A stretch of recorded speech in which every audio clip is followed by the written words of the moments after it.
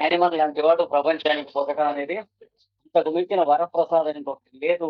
ఇట్లాంటి వాడు ఉంది. 10 మార్గాల్లో వెలుగులు చూపిస్తే చాలు. ఏం చూపించాడో చూద్దాం ఇక్కడే. మొట్టమొదటిగా ఇది చెప్పాడు. కారణముల్లో చూస్తున్న చోట లేవు నాయన వ్యాధికి. భౌతిక శరీరంలో లేవు అని చెప్పి, ప్రాణమయ కోశం వాళ్ళు ఉన్నదని చెప్పి, ప్రాణమయ శరీరం దాని లోపల మనోమయ శరీరం ఉన్నది. Mental body, vital body, physical body ఉన్నదని చెప్పి అటు పైన స్థాపించాడు. ఫిజికల్ బాడీ మేము చూస్తున్నాం, వైటల్ బాడీ ఉన్నట్లు ఎలా తెలుస్తుంది అని అడిగితే, ఒకటి ఉదాహరణ చూడండి. మనం ఎరుగున్న ఉదాహరణ. ఇనప ముక్క తీసుకుని తూకం వేయండి. ఎన్ని గ్రాములు తూకం. దాని వాల్యూమ్ తీయండి. ఎన్ని లీటర్లు. ఏమండి? ఇట్లాగా దాని జామెట్రీ తీయండి, దాని డైమెన్షన్లు, దాని రంగు తీయండి. ఇట్లాగా దీనికి సంబంధించినవన్నీ తీయండి. తీసి ఇది ఇనోవా మ్యాగ్నెట్ అంటే ఇందులో దేంట్లోనూ పనికిరాదు. ఇలాంటివి 1,00,000 స్టాటిస్టిక్స్ మీరు కాలమ్స్ వేసినా ఇది ఐరన్ బారా మ్యాగ్నెట్ అని చెప్పడానికి ఏం చేయాలి? దాని బిహేవియర్ దగ్గరికి వెళ్ళాలి, కానీ అందులో ఉన్నటువంటి మ్యాథ్స్ దగ్గర ఏమీ లాభం లేదు. అంటే అది నార్త్ అండ్ సౌత్ చూపిస్తూ ఉన్నదే, దాంట్లో ఒక ఇంటెలిజెన్స్ ఏమైనా ఉన్నదే? నార్త్ అండ్ సౌత్ చూపిస్తుందని ఒప్పుకుంటాం, కానీ దాంట్లో ఇంటెలిజెన్స్ ఉందని ఒప్పుకుంటానికి మన వ్యానిటీ చావలేదు. 20th century మైండ్ అనేది, scientific mind, it is half true and half crankish. Magnet లో ఇంటెలిజెన్స్ ఏమిటి మరి? లేకపోతే ఏమిటి? మన బుర్రకాయలో నార్త్ అండ్ సౌత్ తెలుసుకున్నటువంటి దాని పేరు ఇంటెలిజెన్సా కాదా?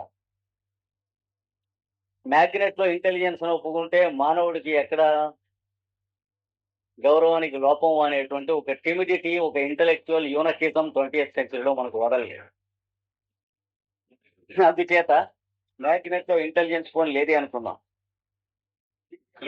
ఇదంతా కూడా భౌతికమైన మ్యాగ్నెట్. కానీ ఇజం అంటున్నాను చూడండి, మ్యాగ్నెటిజం అది భౌతికం కాదు, దాని పేరే శక్తిమయం.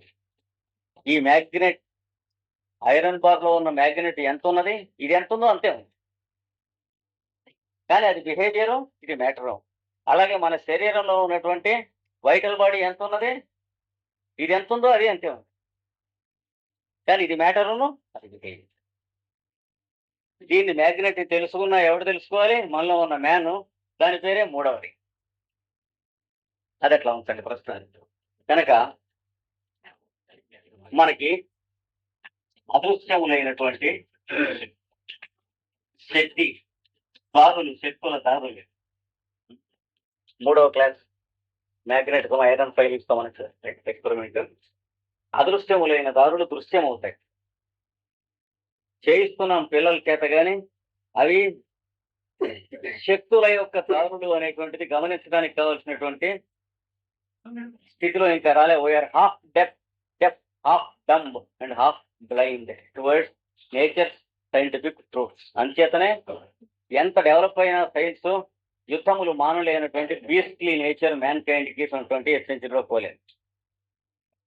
నిశ్చేత దాని ఎడల సగమే కన్నులు తెరిచినటువంటి మన ఎవల్యూషన్ హాఫ్ హ్యూమన్ లోనే ఉన్నాం. ఇంకా ముందుకు వెళ్ళిన వాళ్ళు మనకు కొంతమంది ఉన్నారు, వాళ్ళు దారి చూపిస్తున్నారు. కనుక ఈ శరీరం అనేటువంటి మ్యాగ్నెట్ లో ఇవి చిన్నగా ఇట్లాగే పనిచేస్తూ ఉంటాయి. చెప్పులని చేస్తూ ఉంటే కళ్ళు మూసుకున్నా సరే పక్కన ఎవరన్నా వచ్చినట్లయితే, ఎవరు వస్తున్నారు అలికిడి అవుతుంది. మనిషిని చూడకపోయినా సరే గోడ అవుతున్నా తగ్గితే, అదిగో మా ఫ్రెండ్ వెంకటేశ్వరరావు వస్తున్నాడు అంటున్నాం. కంటికి వెంకటేశ్వరరావు కాదు, ఇంకా చెవికే అండి. అదిగో వాడు మళ్ళీ ఆ పాత బూట్లు వేసుకుని వస్తున్నాడు అంటున్నాం. అంటే చెవికే. వాడి బూట్ల శబ్దం విని మళ్ళీ అదే ఆ దిక్కుమాలి బూట్లే వేసుకుని వస్తున్నాడు గోడవతలు. ఇవన్నీ మనం చేస్తూ ఉన్నాం. కనుక మ్యాగ్నెట్, మీ ఫిజికల్ బాడీ, ఇవన్నీ కూడా ఉన్నాయి. దీని లైన్స్ ఆఫ్ ఫోర్స్ దేని వల్ల చక్కటి అరేంజ్మెంట్ లో ఉన్నాయా లేవా మ్యాగ్నెట్ తో మీరు ఎక్స్పెరిమెంట్ చేస్తే ఉన్నాయి. ఇక్కడ కొంచెం భాగం తీసి కన్నం కొట్టి అందులో అల్యూమినియం ముక్క పెట్టి మళ్ళీ మూసేయండి. మళ్ళీ ఎక్స్పెరిమెంట్ చేయండి. ఇలాగే వస్తాయి lines of force. They suffer distortion, గందరగోళం అయిపోతాయి. మీకు ఫైన్ లైన్స్ ఆఫ్ ఫోర్స్ రావు. అప్పుడు వీటిని చక్కజేయుటకు పోరాడవలసినది ఇక్కడ ఇక్కడ కనుక no use of fighting the effects. కనుక ఔషధము మోకాలు నొప్పిగా ఉంటే మోకాల మీద వేయాల్సిందే, పెయిన్ ఉన్న చోట పెయిన్ కిల్లరా వేయాల్సిందే. పెయిన్ మరీ భరించలేకపోతే ఇక్కడి నుంచి నొప్పిగా ఉంది ముర్రో అని టెలిఫోన్ చేస్తున్న వాడు ఉంటాడు నరం ద్వారా, ఆ టెలిఫోన్ వైర్ కట్ చేయటం అంటే పెయిన్ కిల్లర్స్ వాడటం. కమ్యూనికేషన్స్ కట్ ఆఫ్ అంటే డేంజర్ ఎక్కువ చేస్తున్నావా తగ్గిస్తున్నావా. పెయిన్ కిల్లర్ వేస్తే ఏమవుతుంది? పెయిన్ తెలియటలేదు. పెయిన్ ఎందుకు తెలుస్తుంది? That there is something which you have to attend. మోకాట్లో నొప్పి వస్తుందంటే అర్థం ఏంటి? ఊరికే తిని కూర్చుని రాదు, నువ్వు అక్కడ అటెండ్ చేయవలసినది ఏదో ఉంది అని పిలవటం.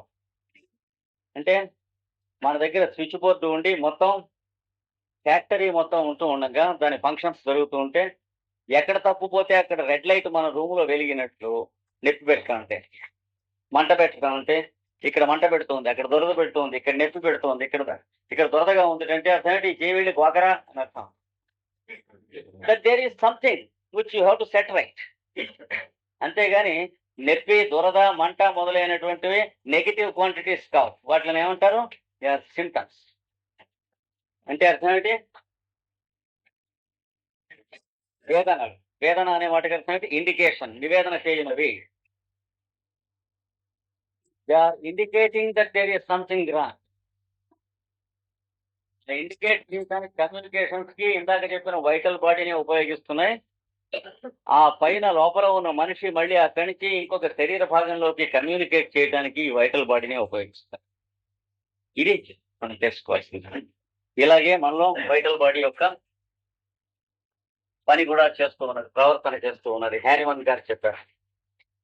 అయితే వ్యాధి అనేది ఎక్కడ ఉంటుంది, ఎక్కడ పడుతుంది? ఇప్పుడు ఆరోగ్యము వ్యాధి అనే దాని గురించి రెండు ముక్కలు. శరీరంలో ఇక్కడ వ్యాధి ఉన్నది లేదా ఇక్కడండి వ్యాధి. లివర్ జబ్బు ఎక్కడ ఉంటుంది? ఇక్కడ ఉంటుంది. డైజెస్టివ్ ట్రబుల్ ఎక్కడ ఉంటుంది? ఇక్కడ ఉంటుంది. గ్యాస్ట్రిక్ ట్రబుల్ ఎక్కడ ఉంటుంది? సంథింగ్ ఇక్కడెక్కడ ఉంటుంది. ఇంటెస్టైనల్ ట్రబుల్ ఎక్కడ ఉంటుంది? ఇక్కడెక్కడ ఉంటుంది. బోన్ ట్రబుల్ ఎక్కడ ఉంటుంది? ఏ బోన్లో ఉంటే అక్కడ ఉంటుంది.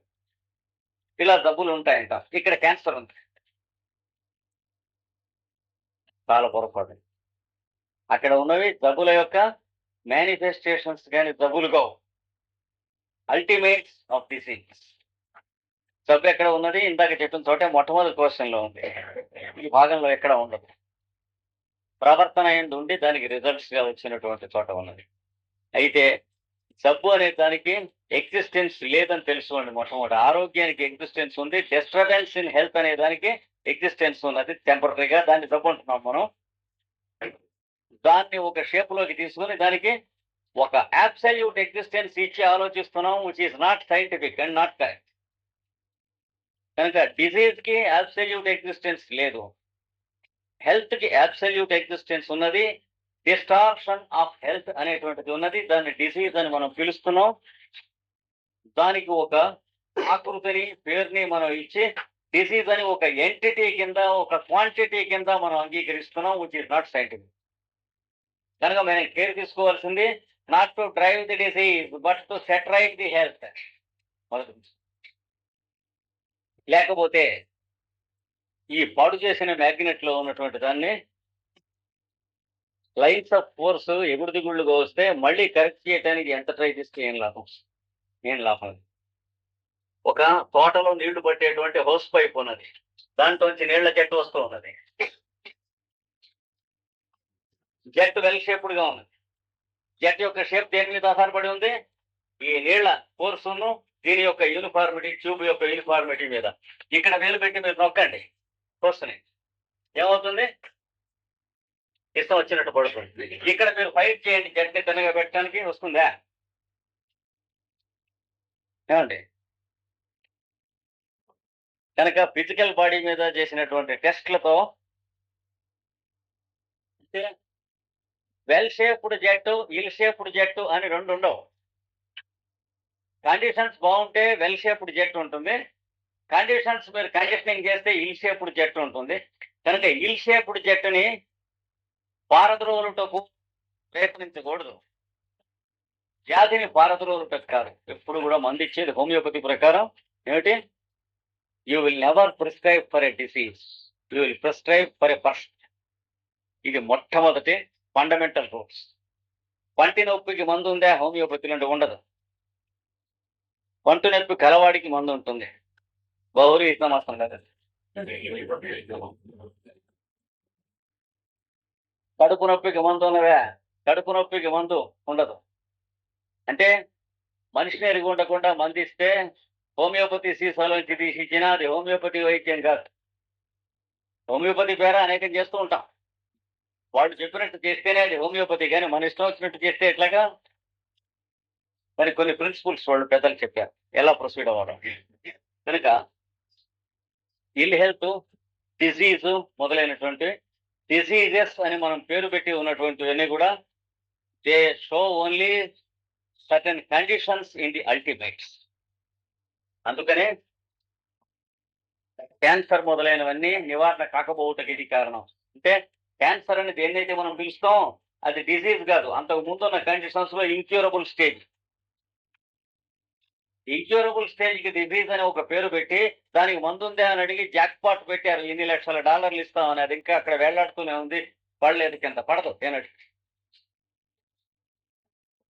ఎవడన్నా శవం అయిపోయిన తర్వాత మళ్ళీ వాడికి మంది ఇచ్చి బతికిస్తే అని చెప్పి $14 లక్షల మిలియన్ల అని అంటే ఏం లాభం? సేఫ్ గా ఎక్కడే ఉంటాయి, ఎవరికి ఇవ్వక్కర్లేదు. అట్లాగే క్యాన్సర్ కోసమని 1929వ సంవత్సరంలో ఎస్టాబ్లిష్ చేసినటువంటి ఒక ఇంటర్నేషనల్ అవార్డు ఉన్నది. 29 అంటే నాకు 3వ సంవత్సరం. ఆ అవార్డు ఈ రోజు వరకు కూడా రివార్డెడ్ కాకుండా అలాగే వేళ్లాడుతూ, భయం లేదు. అది అట్లాగే ఏం చేత అంటే క్యాన్సర్ అనేది దేన్నైతే మనం అంటున్నాం అది వ్యాధి కాదు, అంతకు ముందు నడుస్తున్నటువంటి డిఫాల్టేషన్స్ వచ్చి వచ్చి వచ్చి క్యూములేటివ్ గా వచ్చి క్యూరబిలిటీ అనే స్టేజ్ దాటిన తర్వాత వచ్చేదాన్ని క్యాన్సర్ అంటాం. అంచేత ఈనాడు కాదు ఏనాడు కూడా క్యాన్సర్ కి క్యూర్ అనేటువంటిది ఉండదు. అదట్లా ఉంచండి. కొన్ని ఎక్కువ డబ్బులకి, చాలా డబ్బులకి అలాగే జలోదరం అని అంటాం, ఎస్ఐటిస్. ఇంక్యూరబుల్ స్టేజ్ వచ్చిన తర్వాత వచ్చే వాటిని డిసీజ్ అని పేరు పెడితే ఏ 1% ఎక్కడో మనం ఎరుగుంటున్నటువంటి కొన్ని నేచర్ ప్రిన్సిపల్స్ వల్ల క్యూర్ అయితే అవ్వచ్చు, కానీ మెడికల్ గా మనం ఎరుగున్నటువంటి నోన్ లాస్ ఆఫ్ మెడిసిన్ ప్రకారం అవి ఇంక్యూరబుల్. అలాగే గ్యాంగ్రీన్ ఉన్నది. గ్యాంగ్రీన్ అనే పేరు పెట్టినటువంటి కండిషన్ పేరు ఇన్క్యూరబిలిటీ అనేది క్రాస్ చేస్తుంది. కనుక క్యూర్ ఎప్పుడు ఉంటుంది? అంతకు ముందు ఉంటుంది. అంతకు ముందు మనం చేయవలసిన వాటి ఎడల మనం ఇగ్నోరెన్స్ వహించి ఉండి, అంటే అక్కడ సైన్స్ మనకి కళ్ళు ఇంకా తెలుసుకోకపోతే ఇక్కడికి వచ్చాక బయాప్సీ చేసిన తర్వాత ఇంకా మనం చేసేది. ఇది ఒక గుర్తుంచుకోండి. ఇప్పుడు ఇంకా క్యూర్ దగ్గరికి వద్దాం. ఇంతవరకు ఏం తెలుసుకున్నాం మనం? హెల్త్ అనేది న్యాచురల్ కండిషన్, దాని డిస్టర్బెన్స్ ఇల్ హెల్త్. ఎలా అయితే మ్యాగ్నెట్ లో magnetic lines of force well distributed గా ఉండి ఫంక్షన్ చేస్తూ ఉంటాయో, ఎలా అయితే తిన్నగా అరేంజ్ చేసినటువంటి ఒకనొక ఎలక్ట్రిక్ కరెంట్ కనెక్షన్స్ కి, ఒక ప్లాంట్ కి, ఒక జనరేటర్ కి, ఒక డైనమోకి, ఒక ఎలక్ట్రో మోటార్ కి వాటి వాటి ఫంక్షన్స్ తిన్నగా చేస్తూ ఉంటాయో, అలాగా జరుగుతూ ఉన్నటువంటి తిన్నగా ఉన్నటువంటిప్పుడు దాన్ని హెల్త్ అంటారు. అంటే when the vital body is conducting its functions normally and when it is distributed evenly and equally to all the parts of the body so as to serve the functions, then we call such a state health. రేపు చెప్పుకుంటాం మళ్ళీని. ఊరికే వినేసేయండి కూడా. అంటే ప్రాణమయ కోశమునందు ఉన్నటువంటి ప్రాణమయ చేత సమపాడముగా పంచిపెట్టబడగా శరీరమునందు అన్ని అవయవములందును చక్కగా ప్రసరించునట్లు చేయబడగా ఆయా భాగములు తమ తమ ప్రవృత్తులయందు చక్కగా పాల్గొనుతుండగా ఉన్న స్థితిని ఆరోగ్యం అంటారు. న్యాచురల్ స్టేట్ అంటే వైటల్ ఫోర్స్ బాడీలో ఉన్న ప్రతి సెల్లోనూ ఈక్వల్ గా డిస్ట్రిబ్యూట్ అవుతూ ఉంటుంది. ఈ సెల్స్ తో చేయబడినటువంటి ప్రతి భాగం కూడాను దాని ఫంక్షన్ అది చేస్తూ ఉంటే దాని పేరు హెల్త్ అంటాం. When there is some disturbance in the distribution, then the functions are distorted and then we call it disease or ill health. ఇది హోమియోపతి ప్రకారం హెల్త్ డిసీజ్ అనేటువంటి దానికి నిర్వచనములు రేపు మళ్ళీ సిస్టమేటిక్ గా మనం చెప్పుకుంటాం అనుకోండి. ఊరికే ఇవాళ పరిచయం చేసుకుంటున్నాం. అయితే ఇల్ హెల్త్ కారణాలు ఇందాక రఫ్ గా మనం చూసాం. ఆహారాదులు మొదలైన వాటి రేషియోలో మన ప్రవర్తన ఉండటం దాన్ని బట్టి ఉంటుంది అనమాట. In terms of food and drink, in terms of work, in terms of rest and sleep, in terms of sex, main గా ఈ 4 ఉంటుంది కారణం. చూసారా? ఇటు పైన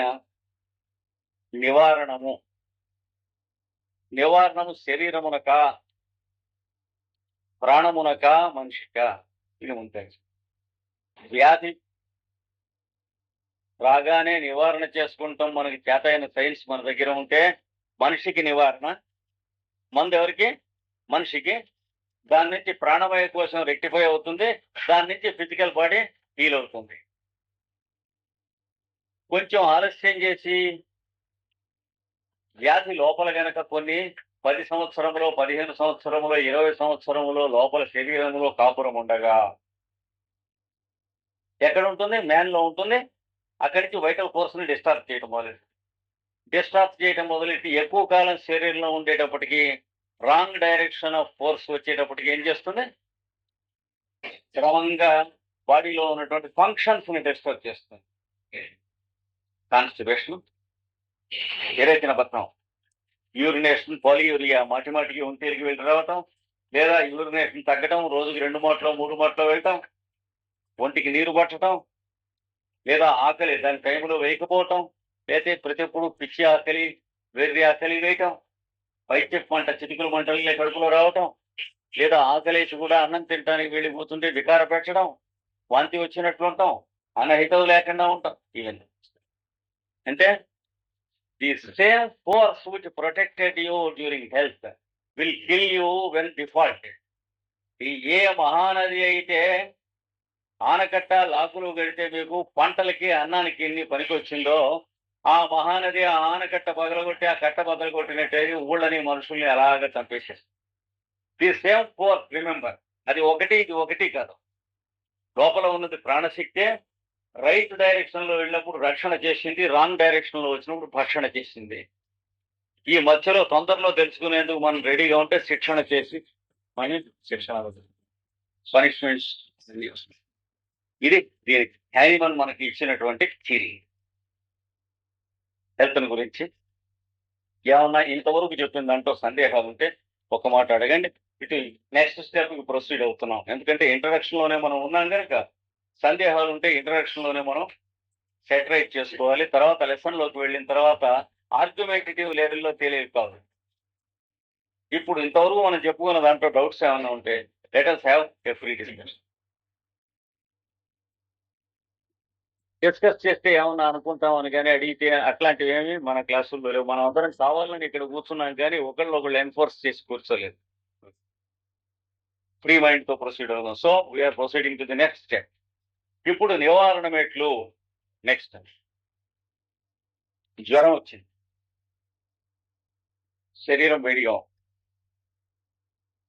బాగా వేడిగా ఉంది, చల్లగా ఉన్న రూమ్లో శమనం. అలాగే చలి గత గత గత గత వణికిస్తాం, వెచ్చగా ఉన్న రూమ్లో కూర్చోబెట్టాం, శమనం అయింది, బాగుంది. అట్లాగే యూరినేషన్ తగ్గింది, ఒంట్లో నీళ్లు అక్యూములేట్ అయినాయి. యూరినేషన్ వెళ్ళిపోయేటువంటి ఒకానొక డ్రగ్ తగిలించారు. యూరినేషన్ అలా వెళ్ళిపోతున్నారు. అలాగే టూ మచ్ యూరినేషన్ వెళ్ళిపోతుంది. కంట్రోల్ కొట్టాము, ఆగిపోయింది. ఇది ఒక విధం. అంటే ఏ బాధలైతే శరీరానికి కలుగుతూ ఉన్నాయో ఆ బాధలను వ్యతిరేకించునట్టి పద్ధతులు శరీరమునకు సప్లై చేయుట. రాసుకోకండి, వెళ్ళక్కర్లేదు, ఇవాళ రాసుకో, ఎల్లుండి నుంచి రాసుకో. నేను చెబుతా సిస్టమేటిక్. మొదటిది ఏంటి? ఏదైతే బాధ పెడుతుందో ఆ బాధని ప్రతిఘటించి పోరాడినట్టు ఒకనొక సాధకమును తెచ్చి పెట్టుట. కడుపులో యాసిడిటీ ఎక్కువ ఉంది, ఏం చేసాం? యాంటీ యాసిడ్ పట్టుకో. అలాగే ఆల్కలైన్ స్టమక్ అంటే డిస్పెప్సియా అంటారు. కడుపులో కావలసిన ఆమ్లములు ఇంకా అసలు లేవు, పుట్టడం లేదు, ఎరువుతారు, ఆల్కలీస్ ఎక్కువైనాయి. అప్పుడు ఏమంటాం? యాంటీ ఆల్కలైన్ మెడిసిన్స్ వేస్తే అసిడిటీ పుట్టించేటువంటి. ఇది ఒకటి, ఇది ఒక పద్ధతి. ఇలాగే జ్వరం 105 ఉన్నది, ఐస్ పెడితే 103.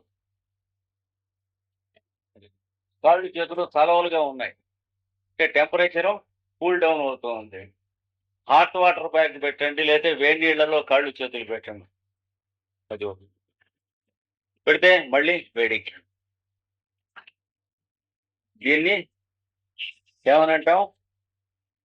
వ్యతిరేక లక్షణములు లేక విపరీత లక్షణములను కల్పించి వ్యాధిని నివారణము చేయుట. మొదటి అంటే యాంటీపతి, విపరీత గుణములు కలిగినటువంటి లక్షణం కల్పించడం. తలనొప్పి, పార్శ్వపు నొప్పి, మైగ్రేన్ హెడేక్, కన్నులోంచి మేకు దింపుతున్నట్టు ఉంటుంది ఆ తలనొప్పి. ఇవన్నీ లాగేస్తాయి, ఇదంతా లాగేస్తుంది, వికారం పెడుతూ ఉంటుంది, వాంతి వచ్చినట్టు ఉంటుంది, అన్నహితం ఉండదు, మంచినీళ్ళు కూడా తాగుదామని ఉండదు, అలా మొహాన్ని తిండేసుకుని పడుకుందాం. ఏమైంది? ఇటుపక్క రక్తనాళాలన్నీ సన్నబడి లాగేస్తున్నాయి. యాస్పిరిన్ ఒక్క మాట చదువుకున్నప్పుడు తగ్గింది. ఇది ఒక పద్ధతి. మళ్ళీ వచ్చింది పార్శ్వపు నొప్పితో తలనొప్పి. పిల్లలు తింటే ఏమవుతుంది? తింటే తగ్గుతుంది. మనం ఏ కారణానికి మందిస్తున్నాం? రక్తనాళముల సంకోచానికి మందిస్తున్నాం, కానీ తలనొప్పి గల వాడికి ఎందుకు వస్తూ ఉన్నదో దాని కారణానికి మంది ఇవ్వడానికి కావాల్సిన సైన్స్ మన దగ్గర ఇంకా ఎక్కువ కాలేదు, అంతచేత వస్తుంది. దీన్ని యాంటీబయాటిక్ మెషర్ అంటారు. అయితే మంచి ఎండలో ప్రయాణం చేసి వచ్చి సైకిల్ మీద ఇంట్లోకి వచ్చేసింది, ఐస్ కూల్ డ్రింక్ తాగా, ఎట్లా ప్రాణాన్ని చెప్పి హాయిగా ఉంటుంది. దానివల్ల ఉపకారమా అపకారమా? ఎండ కొట్టి చచ్చిపోవచ్చు, చాలా జాగ్రత్తగా ఉంటాం. వరస్ స్టిల్ మంచి ఎండలో ప్రయాణం చేసి వచ్చి పాపంగా ఉంటే కుండలో ఉన్నటువంటి నీళ్లు చక్కగా స్నానం చేసి మర్నాడు వాడు లేకపోవచ్చు. ఏం చేత? షూర్గా వాడికి ఎండ దెబ్బ కొడుతుంది. చూసారా లేదా? ఏమండి, ఎండలో వెళ్ళొచ్చి ఐస్ కూల్ డ్రింక్ తాగేవాడు, కుండలో నీళ్లు స్నానం చేసేవాడు, ఐస్ క్రీమ్ తినేవాడు, వాడికి యావరేజ్ స్పాన్ ఆఫ్ లైఫ్ ఎంత ఉంటుందో లెక్కేయండి. రెగ్యులర్గా అదే పనులు చేస్తూ ఉంటే 50 దాటడం కష్టం. అలాగే మంచి వేసవికాలం ప్రచండంగా ఉన్న రోజుల్లో ఆఫీసులో ఏసీ రూమ్ లోంచి బయట నుంచి పెడుతున్నటువంటి వాడికి ఆయుర్దాయం ఎంత ఉంటుందో లెక్కేయండి. ఏం జరుగుతుంది? ఏసీ రూమ్ లోంచి యువతలకి రాగానే ఒక్క మాట వాస్కులర్ సిస్టమ్ అంతా ఎక్స్పాండ్ అవుతుంది, సర్క్యులేషన్ స్పీడ్ అప్ అవుతుంది. మళ్ళీ ఏసీ రూమ్ లోకి రాగానే అన్ని కండెన్స్ అవుతాయి, దగ్గరికి కంట్రాక్ట్ అవుతాయి, సర్క్యులేషన్ మళ్ళీ లోయర్ అవుతుంది. ఇటు నుంచి ఇటు కొట్టేటప్పటికి వీడేమవుతుంది, every time the heart is receiving a jerk in the circulation. కొంచెం ఒక 25-30 తడవలు ఇలాంటివి జరిగి అన్ని ప్రిపరేషన్ వర్క్ లోపల అండర్ గ్రౌండ్ వర్క్ జరుగుతుంది. కుట్ర అంట జరిగి అప్పుడప్పుడు కొద్దిగా నొప్పిగా ఉంది, కొంచెం నొప్పి అయినా సరే ఇలా ఒక మాట అనుకుని ఆఫీస్కి వెళ్ళిపోతూ ఉంటాం, క్యాంప్కి వెళ్ళిపోతూ ఉంటాం, ఊరికి వెళ్తూ ఉంటాం. ఏం జరుగుతూ ఉన్నది, ఏసీ అందులో కోపడకండి. కొన్ని విషయాలు చెప్తే మన దేశంలో ఉన్నటువంటి ఏసీ ఎంత నాటు ఏసీయో మనకు తెలుసు.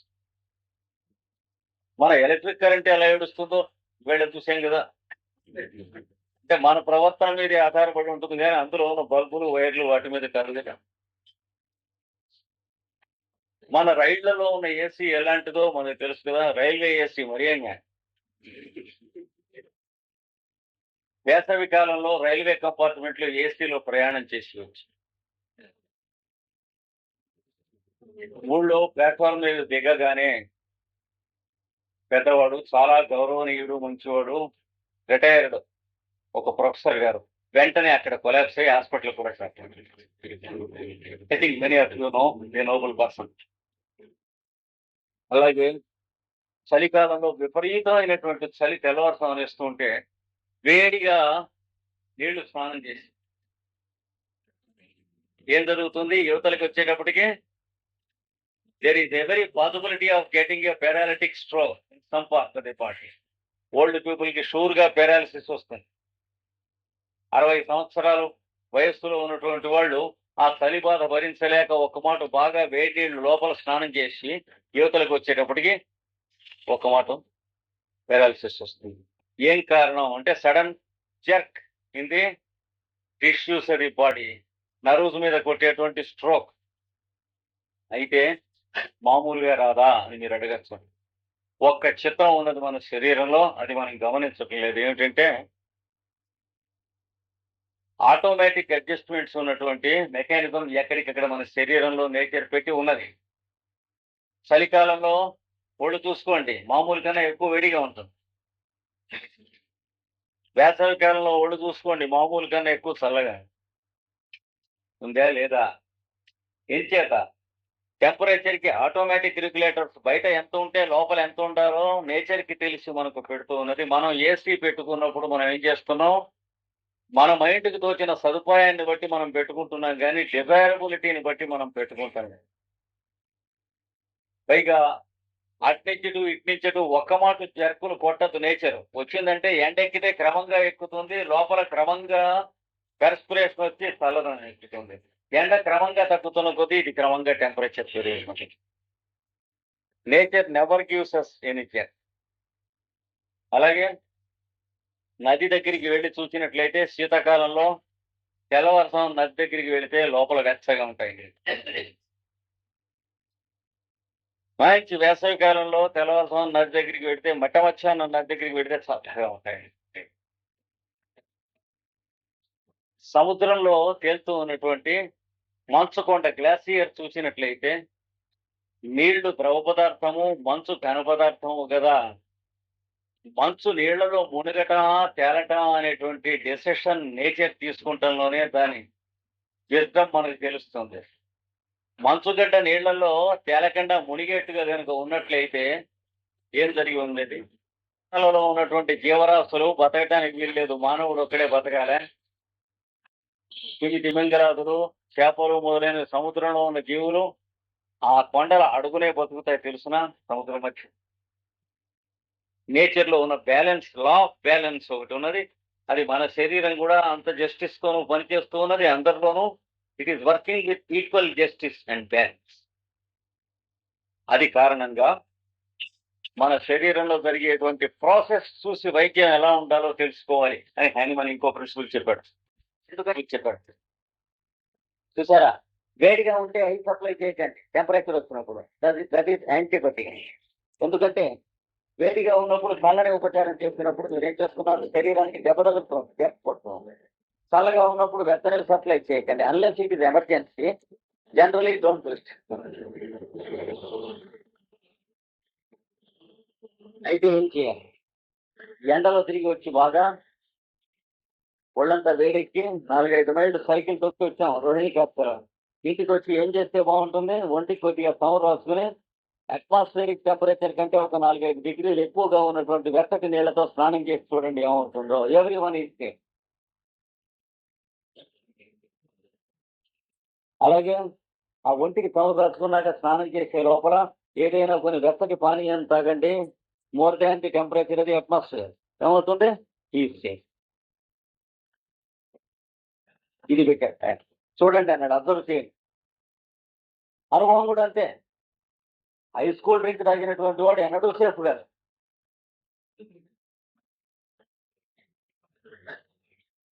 గోరువెచ్చని నీళ్ళతో స్నానం చేసినటువంటి వాడికి శుభ్రమైన నిద్ర పట్టేస్తుంది, మొన్నటి లేస్తాడు. ఇంకా ఆ ఎండ దెబ్బ తాలూకు అలసట కూడా వాడికి ఉండదు. అది అభ్యంజనం వాత క్రమ జ్వరాపహ.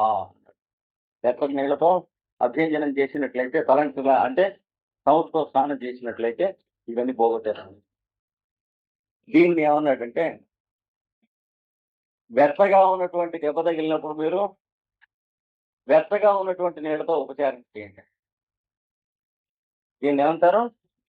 యాంటీబయాటిక్ ఆపోజిట్ వ్యతిరేక లక్షణములు కాకుండా సమాన లక్షణములు.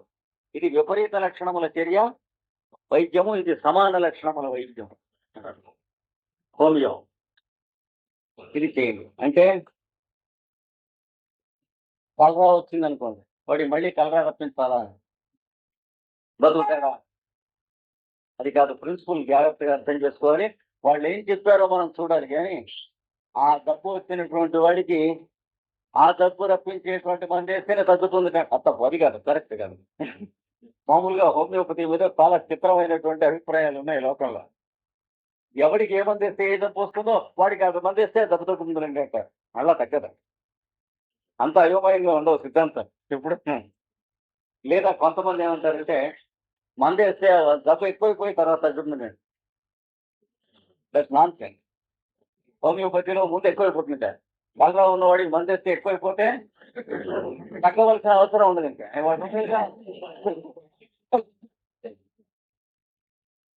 పాము గడిచింది అనుకోండి, వాడు మంది వేస్తే ఎక్కువైపోతే 2 పాములు గడిపిస్తే. అందుకే చెప్పాను హోమో కాదు హోమియో అని. It's not the same but it is the similar conditions మీరు ప్రొవైడ్ చేస్తే ఎలా చేస్తే అది కూడా చూద్దాం. ఇనపకట్టి ఒకటి పెట్టండి. ఒక మనిషి చేయి ఉన్నది. చలికాలంలో ఇది ముట్టుకోండి, ఎలా ఉంటుంది? చల్లగా ఉంటుంది. ఇది ముట్టుకోండి, వెచ్చగా ఉంటుంది. మామూలు కంటే వేడి ఎక్కువగా ఉంటుంది. ఎరపగట్టి ముట్టుకుంటే మామూలు కన్నా చలికాలంలో ఎక్కువ చల్లగా ఉంటుంది. మీ చేయి ముట్టుకుంటే మామూలు కన్నా ఎక్కువ వెచ్చగా ఉంటుంది. వేసవి కాలంలో ఇనప గట్టి ముట్టుకుంటే మామూలు కంటే ఎక్కువ వేడిగా ఉంటుంది. మీ చేయి ముట్టుకుంటే మామూలు కన్నా ఎక్కువ చల్లగా ఉంటుంది. There is some secret involving here. Nature లో ఒక ప్రిన్సిపల్ ఉంది, ఒక లా ఆఫ్ ఇన్వర్షన్ ఉంది, ఒక ప్రొటెక్షన్ మనకి ఇస్తున్నటువంటి ఒక మహారక్షణ, దయామయమైనటువంటి ఒక సీక్రెట్ ఇందులో ఇమిడి ఉన్నది. Let us go and observe it అన్నాడు.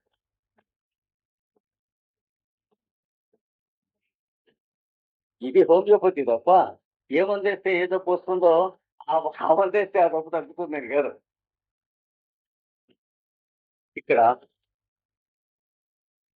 ఇది చలికాలంలో ఎక్కువ చల్లగా, ఎండాకాలంలో ఎక్కువ వేడిగా ఎందుకున్నది? ఇది చలికాలంలో ఎక్కువ వేడిగా, ఎండాకాలంలో ఎక్కువ చల్లగా ఎందుకున్నది అని ప్రశ్న వేసావా అబ్బాయి ఎన్నడైనా అని అడిగాడు. మనం రోజు చూస్తున్నాం, మన ఇనపంతం చూస్తున్నాం, మన శరీరం చూస్తున్నాం, మన ప్రియురాలి శరీరం చూస్తున్నాం. కానీ ప్రశ్న ఎన్నడూ రాలేదు. పిల్లల్ని కంటున్నాం, వాళ్ళు పెద్దవాళ్ళు అవుతున్నారు, వాళ్ళు పిల్లల్ని కంటున్నారు, వాళ్ళు పెద్దవాళ్ళు అవుతున్నారు, తరతరాలు వెళ్ళిపోతున్నారు. కానీ ప్రశ్న కాదు. Because we too live like all other living biological beings. We eat, we drink, we copulate, we beget children. అంటే కుక్కలు, పందులు, మనుషులు. క్వశ్చన్ రావాలి నేచర్ లో. ఎవడో ఒకడికి జగద్రక్షకుడు అయినటువంటి వాడు, అంటే భగవంతుడి కరుణ ఎవడి మీద పడుతుందో వాడి ద్వారా వస్తుంది క్వశ్చన్. వచ్చింది ఆయనకి. ఆయన మనకి ఏమిటిది అన్నాడు. ఈ డిఫరెన్స్ ఏమిటి? అప్పుడు చెప్పండి. ఇక్కడ ఇది కూడా అలాగే ఉంటే ఏమవుతుంది? No protection. అంచేత ఇక్కడ ప్రొటెక్షన్ కోసం వెళ్ళవచ్చు. ఎన్విరాన్మెంట్ లో ఉన్నదానికన్నా వ్యతిరేకమైన లక్షణం లోపల పుట్టించుకున్నట్టు శక్తి ఎందుకు వచ్చిందంటే ఇట్ ఈస్ ఫర్ ప్రొటెక్షన్. అయితే there is something that is protecting it. ఒప్పుకుంటావా? అది ఎలా బిహేవ్ చేస్తుందో చూడన్నాడు. ప్రొటెక్ట్ చేయడానికి బిహేవ్ చేస్తూ ఉన్నది ఎండలో వచ్చి ఐస్ క్రీమ్ తింటంలే, ఎండలో తిరిగి వచ్చి కొండలో నీళ్లు స్నానం చేయటంలే, ఇట్లాంటి వెర్రిబెక్కుల వేషాలు ఏసీ రూమ్ లో కూర్చొని బయటికి రావటంలే ఎండలో, రైల్లో ఏసీ రూమ్ లో కూర్చొని బయటలో ఎండాకాలంలో రోడ్డు మీద తిరిగి ఇట్లాంటి పనులు చేయటం లేదు. అది బికాస్ ఇట్ ఈస్ ప్రొటెక్టింగ్.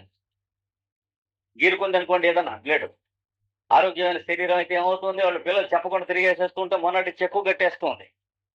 చెక్కు కట్టడం అనేది యాక్సిడెంట్ అలా, లేకపోతే కొన్ని వేల మంది డాక్టర్లు మహానుభావులు అక్కడ ఉండి పని చేస్తూ ఉంటే జరిగిందే? ఒక మాట ఆలోచించండి. డాక్టర్లు అంటే ఇలా ఈ పేగులు మెళ్ళో వేసుకుని ఈ వేషం అంతా ఇట్లా ఉండక్కర్లేదు, అక్కడ ఉంటారు కొన్ని వేల ఇంటెలిజెన్సెస్. గీరుకున్నటువంటి చోట ఎన్ని రకాలైన ప్లాస్టిక్ సర్జరీ చేస్తే మొన్నటి చెక్కు కట్టిందిట, ఏంటి పోయిందిట అనే పని జరుగుతుందో చూడండి. నేచర్ అబ్జర్వ్ చేయండి, నేచర్ లో ఉన్నటువంటి ఇంటెలిజెన్సెస్ అబ్జర్వ్ చేయండి. 21st సెంచరీ సైన్స్ లోకి కొంచెం ప్రోబ్ చేసి మనం వెళితే మనం ఎరుగున్న కింగ్డమ్స్ లో మినరల్ కింగ్డమ్, అక్కడి నుంచి ఎవల్యూషన్ లో ప్లాంట్ కింగ్డమ్, అక్కడి నుంచి ఎవల్యూషన్ లో యానిమల్ కింగ్డమ్, అక్కడి నుంచి ఎవల్యూషన్ లో హ్యూమన్ కింగ్డమ్, అక్కడి నుంచి ఎవల్యూషన్ లో మన హెచ్జి వెల్స్ గారు ఇచ్చినటువంటి మరచెంబు కొమ్ము చెంబు లాంటి తలకాయ అక్కడి కాదు, ఇక్కడ అది కాదు. ఇక్కడ ఇంకో కింగ్డమ్ ఉన్నది. ఏమున్నది? మన కెమిస్ట్రీ రాకపోయినా ఆక్సిజన్ పిలిపిస్తున్నటువంటి కింగ్డమ్ ఉన్నాం, కార్బన్ డైఆక్సైడ్ వదిలిపిస్తున్న కింగ్డమ్ ఉన్నాం. మనకి ఫిజియాలజీ రాకపోయినా పొట్టలో ఆహారం జీర్ణం చేసుకున్న కింగ్డమ్ ఉన్నాం. మనకి శరీర శాస్త్రం రాకపోయినా ఉచ్ఛ్వాస నిశ్వాసములు, గుండె కొట్టుకుంటున్న రక్త ప్రసారం, ఆపాదమస్తకం జరుగుతున్న ఫ్యాకల్టీస్ అన్ని నడిపిస్తున్న దీన్ని ఏమంటాం?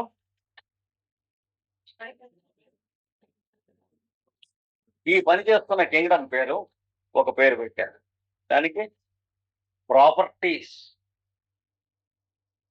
వీటన్నిటికి సంబంధించిన properties of matter, properties of space, properties of time, వాటిని గవర్న్ చేస్తున్న ఇంటెలిజెన్సెస్.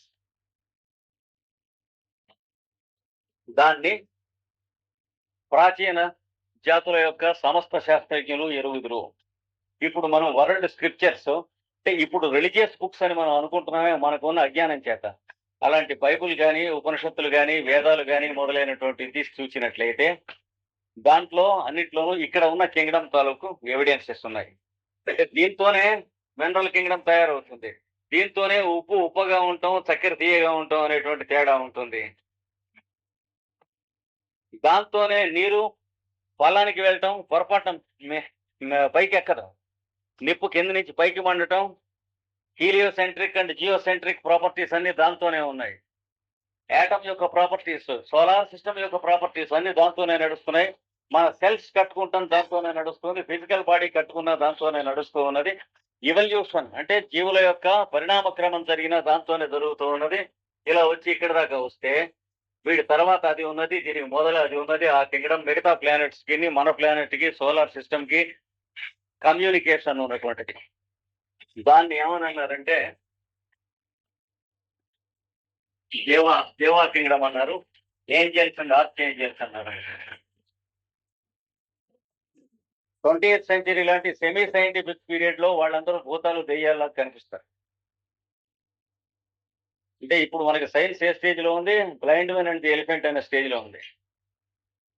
మళ్ళా ఆ బుక్స్ లో ఉన్న సైన్స్ దగ్గర వెళ్లే లోపల ఈ బ్లైండ్ స్పాట్స్ పోవాలి. కోపడి మీరు చేయగలిగింది ఏం లేదు, వీటికి ఆన్సర్స్ లేవు మీ దగ్గర. ఉన్నట్లేదు చెప్పండి, మీ దగ్గర నేను నేర్చుకుంటా. I'm always open to convict. వీటికి ఆన్సర్సే కనుక ఇప్పుడు ఉన్నటువంటి 20th సెంచరీ హ్యూమన్ మైండ్ దగ్గర ఉంటే ఇప్పుడు డెవలప్మెంట్ వచ్చినటువంటి సైంటిఫిక్ డెవలప్మెంట్ కి వార్స్ చేయడం అనేటువంటి ఫూలిష్నెస్ మ్యాన్ మైండ్ చేసి ఉండేది కాదు. ఇంత ఇడియాటిక్ గా ఇంత ఫూలిష్ గా హ్యూమన్ మైండ్ ఉండేది కాదు ఇంత నాలెడ్జ్ వచ్చిన తర్వాత. ఈ మిస్సింగ్ లింక్స్ వల్లే, బ్లైండ్ స్పాట్స్ వల్లే ఇంత టెక్నాలజీ డెవలప్ అయ్యి, ఇంత సైన్స్ డెవలప్ అయ్యి కూడా ఇంత ఇడియాటిక్ అండ్ బిహేవియర్డ్ గా, ఇంత పొలిటికల్ గా హ్యూమన్ బిహేవియర్ ఉండటం, ఇంటర్నేషనల్ గా ఇంత మాన్స్ట్రస్ గా ఉండటం కారణం అదే.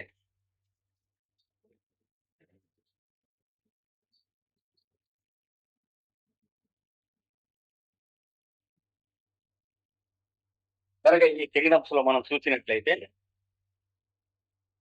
ఈ శరీరంలో లోపల పనిచేస్తూ ఈ ప్రొటెక్షన్ ఇస్తున్నటువంటి ఆ కింగ్డమ్ కి సంబంధించినటువంటి మన శరీరంలో బయట టెంపరేచర్ ఎంత ఉందో దాన్ని బట్టి లోపల టెంపరేచర్ రెగ్యులేట్ చేసేవి. లోపల డైజెస్టివ్ సిస్టమ్ ఎగుడు దిగుడు ఉంటే దాన్ని బట్టి ఆహారం రుచి లేకుండా పోవటం రెగ్యులేట్ చేసేవి. డైజెషన్ బాగుండకపోతే అన్నహితో దొరుకుతుంది. ఎందుకంటే డైజెషన్ బాగుండకపోయినా వీడు తింటాం మొదలెట్టాయంటే చచ్చిరుకుంటాడు. అందుకని మొట్టమొదటి లోపల ఉన్న ఇంటెలిజెన్స్ ఏం చేస్తారు, నో రెలిష్ ఫర్ ఫుడ్, ముందు ఎండగట్టని వ్యధ అంటారు. లేకపోతే చచ్చి కింద పెట్టి నీళ్లు పోస్తే మాత్రం తింటాం అంతా. డైజెషన్ పోయేది ఏమైనా తినేదే. అంచేత వీడికి తింటే ఎదురు వస్తుంది, ముందు ఓకురు మన వస్తుంది బయటికి. He will vomit if there is something wrong in the stomach. If the fellow of a buffalo tries to eat still, it comes out in the other direction. ముందు అట్నే చిట్టుకూడదు. అందుకని ఎక్కడికెక్కడ లోపల ఇక్కడ నో తరోఫే, లోపల బాగు చేస్తున్నారు అంటే ఫుడ్ లోపలికి వస్తుంది, బయటకు వస్తుంది. Wonderful things are there, very sensible things and very sensitive things are there. అందుకని ఇవన్నీ చూసి హ్యానిమన్ ఏం చేశాడంటే లోపల ప్రొటెక్ట్ చేస్తున్నటువంటి దాంట్లో ఈ తేడాలో ఉన్న ప్రిన్సిపుల్లో ఒకటి గమనించండి.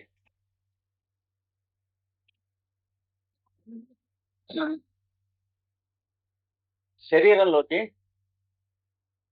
కూడనటువంటి వాతావరణం ఏమైనా వస్తే దానికి అపోజ్ చేస్తుంది శరీరం. ఎండ ఎక్కువైతే చల్లగా అవుతుంది, చలి ఎక్కువైతే వేడిగా అవుతుంది. లోపలికి ఆహార పదార్థంలో ఏదన్నా ఈగ లాంటిది కానీ పురుగు లాంటిది కానీ పెడితే మొత్తం కడుపులో ఉన్న ఆహారాన్ని వామిట్ చేయడానికి ట్రై చేస్తూ ఉన్నది. అడిగాడు Hahnemann, now tell me, is the vomit A disease are a blessing? మీకు లోపల ఆ ఆహారం లోపలికి వెళ్ళిపోతే శరీరం డిస్కార్డ్ అయ్యి అవతల పారేయకుండా మిమ్మల్ని ప్రొటెక్ట్ చేయడానికి పెట్టిన మెజరా వాంతి రావటం అనేటువంటిది మీకు జబ్బు పేరా? ఎందుకని మందు వాంతికి ఇస్తారా, మీకు ఇస్తారా? వాంతి వచ్చింది కనుక ఏ కారణం చేత వాంతి వచ్చిందో దాని నుండి పరిశీలన చేయడానికి మందు మీకు ఇవ్వవలెనా, వాంతి తగ్గటానికి మందు వేయవలెనా? వాంతి బయటికి రాకుండా బెరడా కొట్టవలనా? Now here is animals logic. అందుకని వాంతి అనేది వ్యాధి కారణమా? లోపలికి ఈగ వెళ్ళింది, వాంతి కొట్టింది, వాంతి వ్యాధి అంటారా? ఈగకు ప్రతిక్రియ, అలాగే వేడికి ప్రతిక్రియ చల్లగా, చలికి ప్రతిక్రియ వెచ్చగా ఉంది. కనుక దీనికి ఏమని పెట్టాడు? ప్రతిక్రియ సామర్థ్యము లేక రియాక్షన్. ఇది అసలు ప్రాణం హోమియోపతి మొత్తానికి.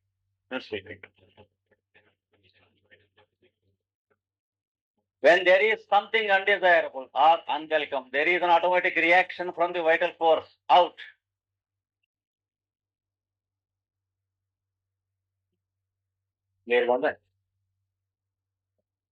సార్ మధ్యన స్టెప్స్ ఏమన్నా మిస్సింగ్ ఉన్నాయి, క్లియర్ గా ఉందా? ఏది డిజైరబుల్ కాకపోయినా ఆ లోపల నుంచి ఏం చేస్తుంది, బయటికి కొట్టేస్తుంది. తేలు కుట్టింది, ఓ ఓ ఓ అంటే అది తేలు కుట్టడం ప్రభావం కాదు, పుట్టినటువంటి తేలు విషయాన్ని బయటికి నెట్టడం కోసం వైటల్ ఫోర్స్ చేస్తున్న ప్రభావం పేరు ఆ మంటాను, ఓ అంటాం, ఈ ఎక్కటం, ఇవన్నీ. అలాగే పాము గరిస్తే 103 నొరగలు వస్తాయి. అది పాము విషం ప్రభావం కాదు. ఆ లోపల ఉన్న విష పదార్థాన్ని బయటికి నెట్టేయడానికి వైటల్ ఫోర్స్ చేస్తున్నటువంటి ప్రయత్నం. విషం ఎక్కువైతే వీడు చచ్చిపోతాడు. వీడి వైటల్ ఫోర్స్ ఎక్కువైతే విషం ఎక్కువైతే వీడు చచ్చిపోతాడు. వీడి వైటల్ ఫోర్స్ ఎక్కువైతే విషం బయటికి వెళ్ళిపోయి వీడు లోపలికి వెళ్ళిందంటే శరీరం దానికి గురి అయినది అంటే లోపలికి వైటల్ ఫోర్స్ ఎన్ని రకాలుగా దాన్ని ప్రతిఘటింపవలెను అన్ని విధాలుగా ప్రతిఘటిస్తాం. ఆ ప్రతిఘటనకు చూపించేటువంటివే మనం చూసేటువంటి రియాక్షన్స్, ప్రతిక్రియలు అంటారు. కనుక వ్యాధుల యందు మనం చూసేటువంటి సఫరింగ్స్ అన్ని వ్యాధుల ప్రతిక్రియలా. కడుపు నొప్పి, తలనొప్పి, వాంతులు, వికారం, కళ్ళు తిరగటం, నడుము లాగటం, కాళ్ళు లాగటం, ఈ జబ్బులు అంటారా? జబ్బులకు ప్రతిక్రియలా. When there is something wrong, when the body is repeatedly reacting towards something that is not desirable, then we don't desire disease. కనుక మనం తొలగించవలసింది ఏంటి? దేనికోసమైతే ప్రతిక్రియ లోపలికి మళ్ళీ కొడుతూ ఉందో కాన్స్టిట్యూషన్, దాని గురించి విన్నదాకా కొడుతుంది కాన్స్టిట్యూషన్. కనుక దీన్ని సరిచి ఎక్కువ ఊరికే బాబాబు నోరుపోయి అనుకో. నడుము లాగుతూ ఉన్నది అంటే బలమే పడుకోండి కదలకుండా.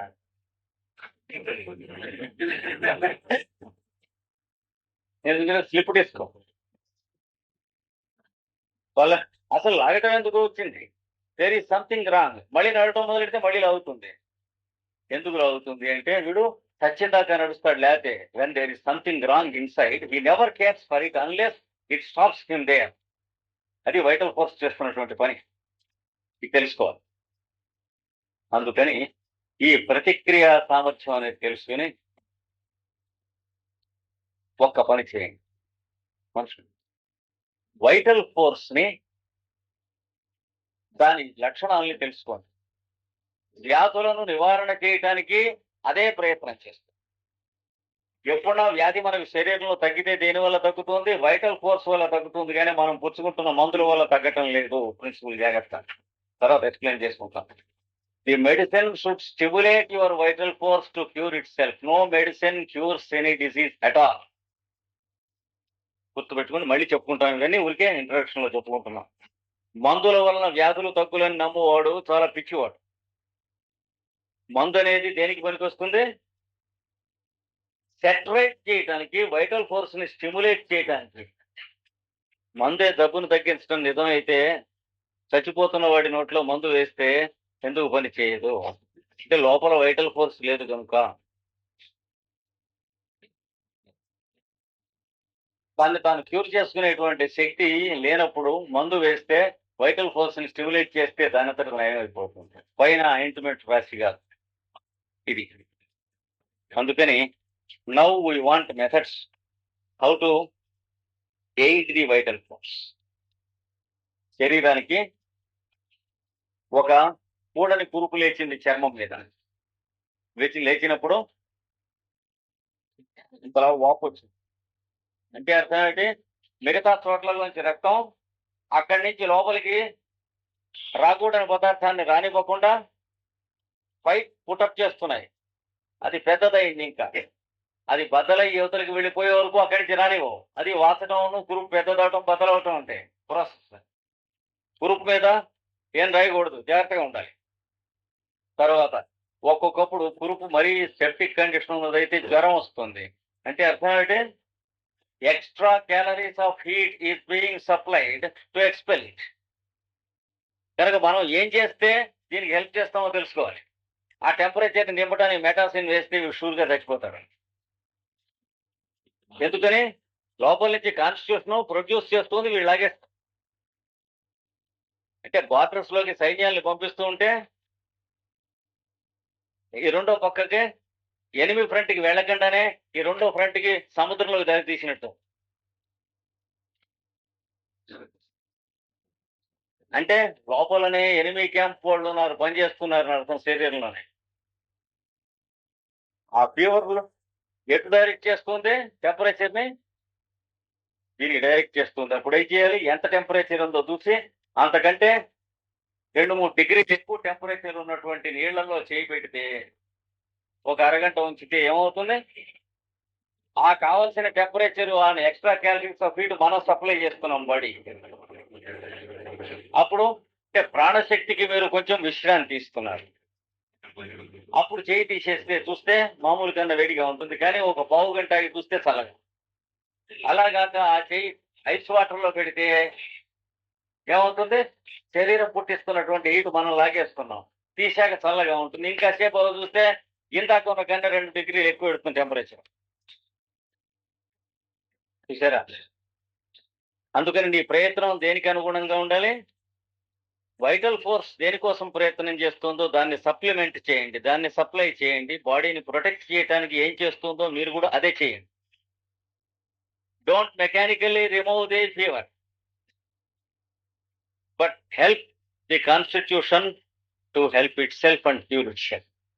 ఇది పద్ధతి, ప్రిన్సిపల్ ఇది. ఇంకా చాలా ఉందనుకోండి, మనం ఉంటే ఇంట్రడక్షన్ కోసం చెప్పుకుంటూ ఉన్నది ఈవేళ. దీన్ని వేడిగా ఉన్నప్పుడు అంతకంటే వెచ్చటి నీళ్లలో చేయబెట్టడం లాంటివి ప్రిన్సిపల్. అలాగే శరీరంలో కొన్ని లక్షణాలు ఉన్నాయి. తలనొప్పి ఉన్నది, కంటి నొప్పి, పంటి నొప్పి, ఇట్లాంటివన్నీ ఒకటికి ఉన్నాయనుకోండి. వాడికి ఉన్న లక్షణాలన్నీ ఒకటి లెక్కేస్తే ఈ లక్షణములన్నీ ప్రతిక్రియల వ్యాధుల. అంటే constitution is putting up a fight against something which is wrong in side. కనుక ఇవి ప్రతిక్రియలు కానీ వ్యాధులు పోవు. ఇప్పుడు శరీరం దాంతో పోట్లాడి లేకుండా ఉంది అనుకోండి, ఉన్నప్పుడు ఏమవుతుంది? అవి 10 సంవత్సరాలు ఉంటాయి, తలనొప్పి వస్తూనే ఉంటుంది, దానికి ఆస్పిరిన్ వేస్తూనే ఉంటాం, తగ్గుతూనే ఉంటుంది, మళ్ళీ వస్తూ ఉంటుంది, మళ్ళీ వేస్తూనే ఉంటాం, మళ్ళీ తగ్గుతూనే ఉంటుంది. ఇది కదా చేస్తుంది. ఇప్పుడు మీరు ఏం చేస్తారంటే, వాడు చెప్పింది, ఈ తలనొప్పి మొదలైనటువంటివి దేన్ని బాడీలోంచి వేళగొట్టడానికి రియాక్షన్స్ గా వస్తున్నాయో దాన్ని వెళ్ళగొట్టేటందుకు వైటల్ ఫోర్స్ ని మీరు స్టిమ్యులేట్ చేయాలి. చేస్తే వైటల్ ఫోర్స్ దాన్ని అది క్యూర్ చేసుకుంటుంది. దీనికి ప్రిన్సిపల్ ఏమిటంటే మినిమం మెడిసిన్. ఔషధం ద్రవ్యం ఎక్కువైన కొద్దీ శరీరం పోట్లాడవలసినటువంటిది, దాంట్లోంచి బయటికి వెళ్ళగొట్టవలసినది ఎక్కువ ఉంటుంది. విషములు తప్ప ఔషధములు పనికిరావు. మనం వాడేటువంటి ఔషధములు ఆహార పదార్థాలు కావు. లోపలికి ఔషధం ఎంత పంపించామో అంత ఔషధంతోనూ శరీరం పోరాడవలసి ఉంటుంది, వైటల్ ఫోర్స్. అందుకని డోస్ చాలా కొద్దిగా తీసుకుని దాన్ని శరీరంలోకి అప్లై చేస్తే, కూడని ద్రవ్యాన్ని శరీరంలోకి దేన్ని అప్లై చేసినా రియాక్షన్స్ పుడతాయి. కూడని ద్రవ్యం ఎంత అప్లై చేస్తే శరీరం చచ్చిపోతుంది, ఎంత అప్లై చేస్తే శరీరం పోరాడి బయటపడుతుంది, ఇంత అప్లై చేస్తే పోరాడుతుంది, కానీ పోరాడటానికి మ్యాటర్ లేకుండా అట్టి పెట్టారు. 3 పద్ధతులు. అంటే పాము గెరడం ఇంత శరీరంలో పంపిస్తే శరీరం పోట్లాడుతుంది, చచ్చిపోతాడు. ఇంత పంపిస్తే శరీరం పోట్లాడుతుంది, చచ్చడి బతుకుతాడు. మరి ఇందులో ఒక వంతు పాము గెరడం కలిపి ఇందులో ఒక డ్రాప్ తీసి మళ్ళీ అలాగే అన్ని వంతు నీళ్లలో పాము గెరడం కలిపి అది ఆ డ్రాప్ ఇలా వాడికి ఇచ్చాం అనుకోండి, ఏమవుతుంది? పాము గెరడాన్ని వ్యతిరేకించవలసిన లక్షణాలన్నీ లోపల నుంచి పుడతాయి, కానీ ఎదుర్కొనవలసిన పాము గెరడం ఎంత ఉంది? 0, నిల్. ఇది పొటెంటైజేషన్ అంటే హోమియోపతిలో మొదలంటే. అనగా పేపర్లో మాత్రం ఊళ్ళో శత్రువులు తిరుగుతున్నారు అని వేయండి అన్నాడు. ఉండక్కర్లేదు, ఎవడు అందరూ ఎలర్ట్ అవుతారు. ఇది పద్ధతి. ఇది హోమియోపతి ఔషధానికి మినిమం డోసేజ్, మొదటి ప్రిన్సిపల్. రెండవ ప్రిన్సిపల్ ఏమిటి? Don't repeat the medicine until there is the reappearance of the sufferings. అంటే మరో డోస్ వేస్తే మంచిది అన్నది హోమియోపతిలో మంచిది కాదు. చాలా జాగ్రత్తగా ఉండాలి.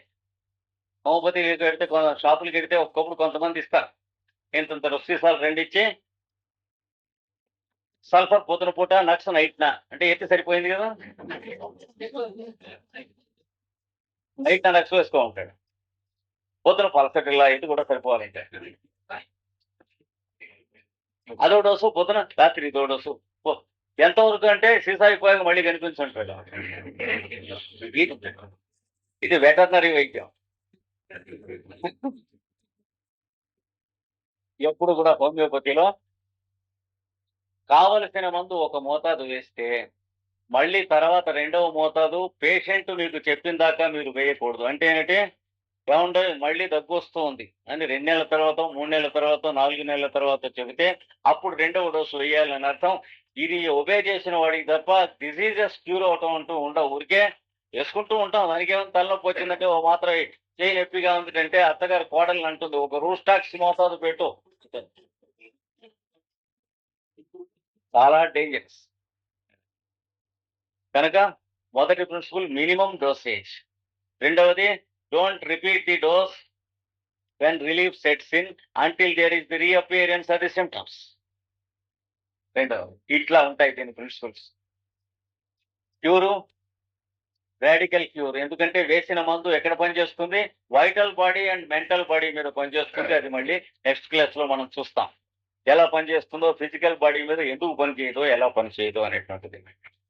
ఫిజికల్ మ్యాటర్ ఫిజికల్ బాడీ మీద పనిచేస్తుంది. అంటే ఒక పంచదార పటికి వెలపు గడ్డ పెట్టి బుర్ర మీద కొడితే బుర్ర బతలదు. ఎందుకంటే ఫిజికల్ పటికి వెలవు గడ్డతో ఫిజికల్ బుర్ర మీద కొట్టాం.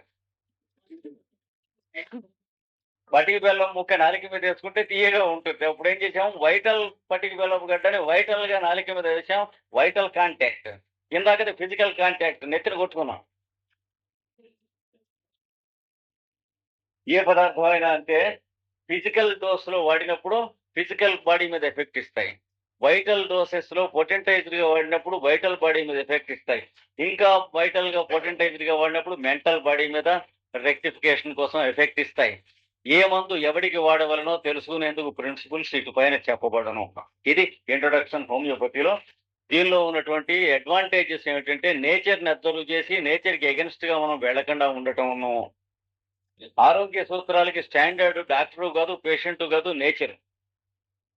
హోమియో ప్రకారం మందు ప్రిస్క్రైబ్ చేసేది డాక్టర్ కాదు, మందు ఇండికేట్ చేసేది పేషెంట్. చాలా జాగ్రత్తగా ఉండాలి. మనకు అలోపతికి హోమియోపతికి తేడా ఏంటంటే అలోపతిలో the doctor prescribes the medicine, whereas in homeopathy the patient indicates the medicine. అది ఎలాగో చూస్తాం, మనం తెలుసుకుంటాం. కానీ స్టాండర్డ్ పేషెంట్ కానీ డాక్టర్ కాదు. అంటే డాక్టర్ బతకడం కోసం మాత్రమే కాక పేషెంట్ బతకడం కోసం కూడాను. మనకు పీకి ఓల్డ్ హౌస్ కింద కథ రాశాడు. తలనొప్పిగా ఉంది, వికారంగా ఉంది, డాక్టర్ దగ్గరికి వెళ్ళాడు, పరీక్ష చేశాడు, ప్రిస్క్రిప్షన్ ఇచ్చాడు, మందు కొనుక్కొచ్చాడు, ఇంటికి తెచ్చుకున్నాడు. భార్యను పిలిచి గ్లాసు మంచినీళ్ళు పట్టుకు రమ్మన్నాడు. మందు తీశాడు. కిటికీలోంచి మందు బయట పారేసి మంచినీళ్ళు తాగాట. అయ్యో అదేమిటండి అంటే భార్య, ఏమన్నా తలనొప్పి వచ్చింది కనుక డాక్టర్ దగ్గరికి వెళ్ళాను. Because the doctor has to live. వాడు రాసిచ్చాడు ప్రిస్క్రిప్షన్, నేను వెళ్ళి కొనుక్కొచ్చుకున్నాను. Because the pharmacist has to live. ఇంటికి వచ్చి నేను అవతల బారేసి మంచినీళ్ళు తాగాను. Because I too have to live.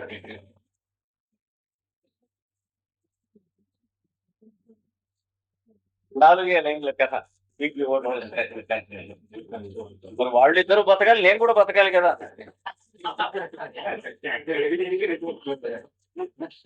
దీని ఎంతకంటే సూక్ష్మమైనటువంటి ప్రిన్సిపల్స్ లోకి మనం రెగ్యులర్ గా లెసన్స్ లోకి ఎల్లుండి నుంచి ఎంటర్ అవుతాం. ప్రతి శనివారం మనకి సెలవు ఉంటుంది. అందుకనే ఇవాళ మొదలెడితే రేపు ద్వితీయ అనే అనుమానం ఉంటారని నిన్ననే ప్రారంభం చేసుకున్నాము. అది ఎల్లుండికి ఇవాళ మీరు నేమ్స్ అవి ఇచ్చి రెడీ చేసినటువంటి వాళ్ళందరికీ కూడా అడ్మిటెన్స్ కార్డ్స్ ఇస్తాం. ఈ రోజున అడ్మిటెన్స్ కార్డ్ రెడీగా ఉన్నటువంటి వాళ్ళు ఆ కార్డ్స్ ఇచ్చినట్లయితే ఎల్లుండి కౌంటర్ సిగ్నేచర్స్ చేసి ఇస్తాం. సెలవు ఈ రోజు. అడ్వాన్స్ క్లాసెస్ కి ఈ పూట ప్రిలిమినరీ రిలేషన్ అంటే అడ్వాన్స్డ్ లో ప్రిలిమ్ ఉంటాయి, అంతర్గత వెళ్ళాలి.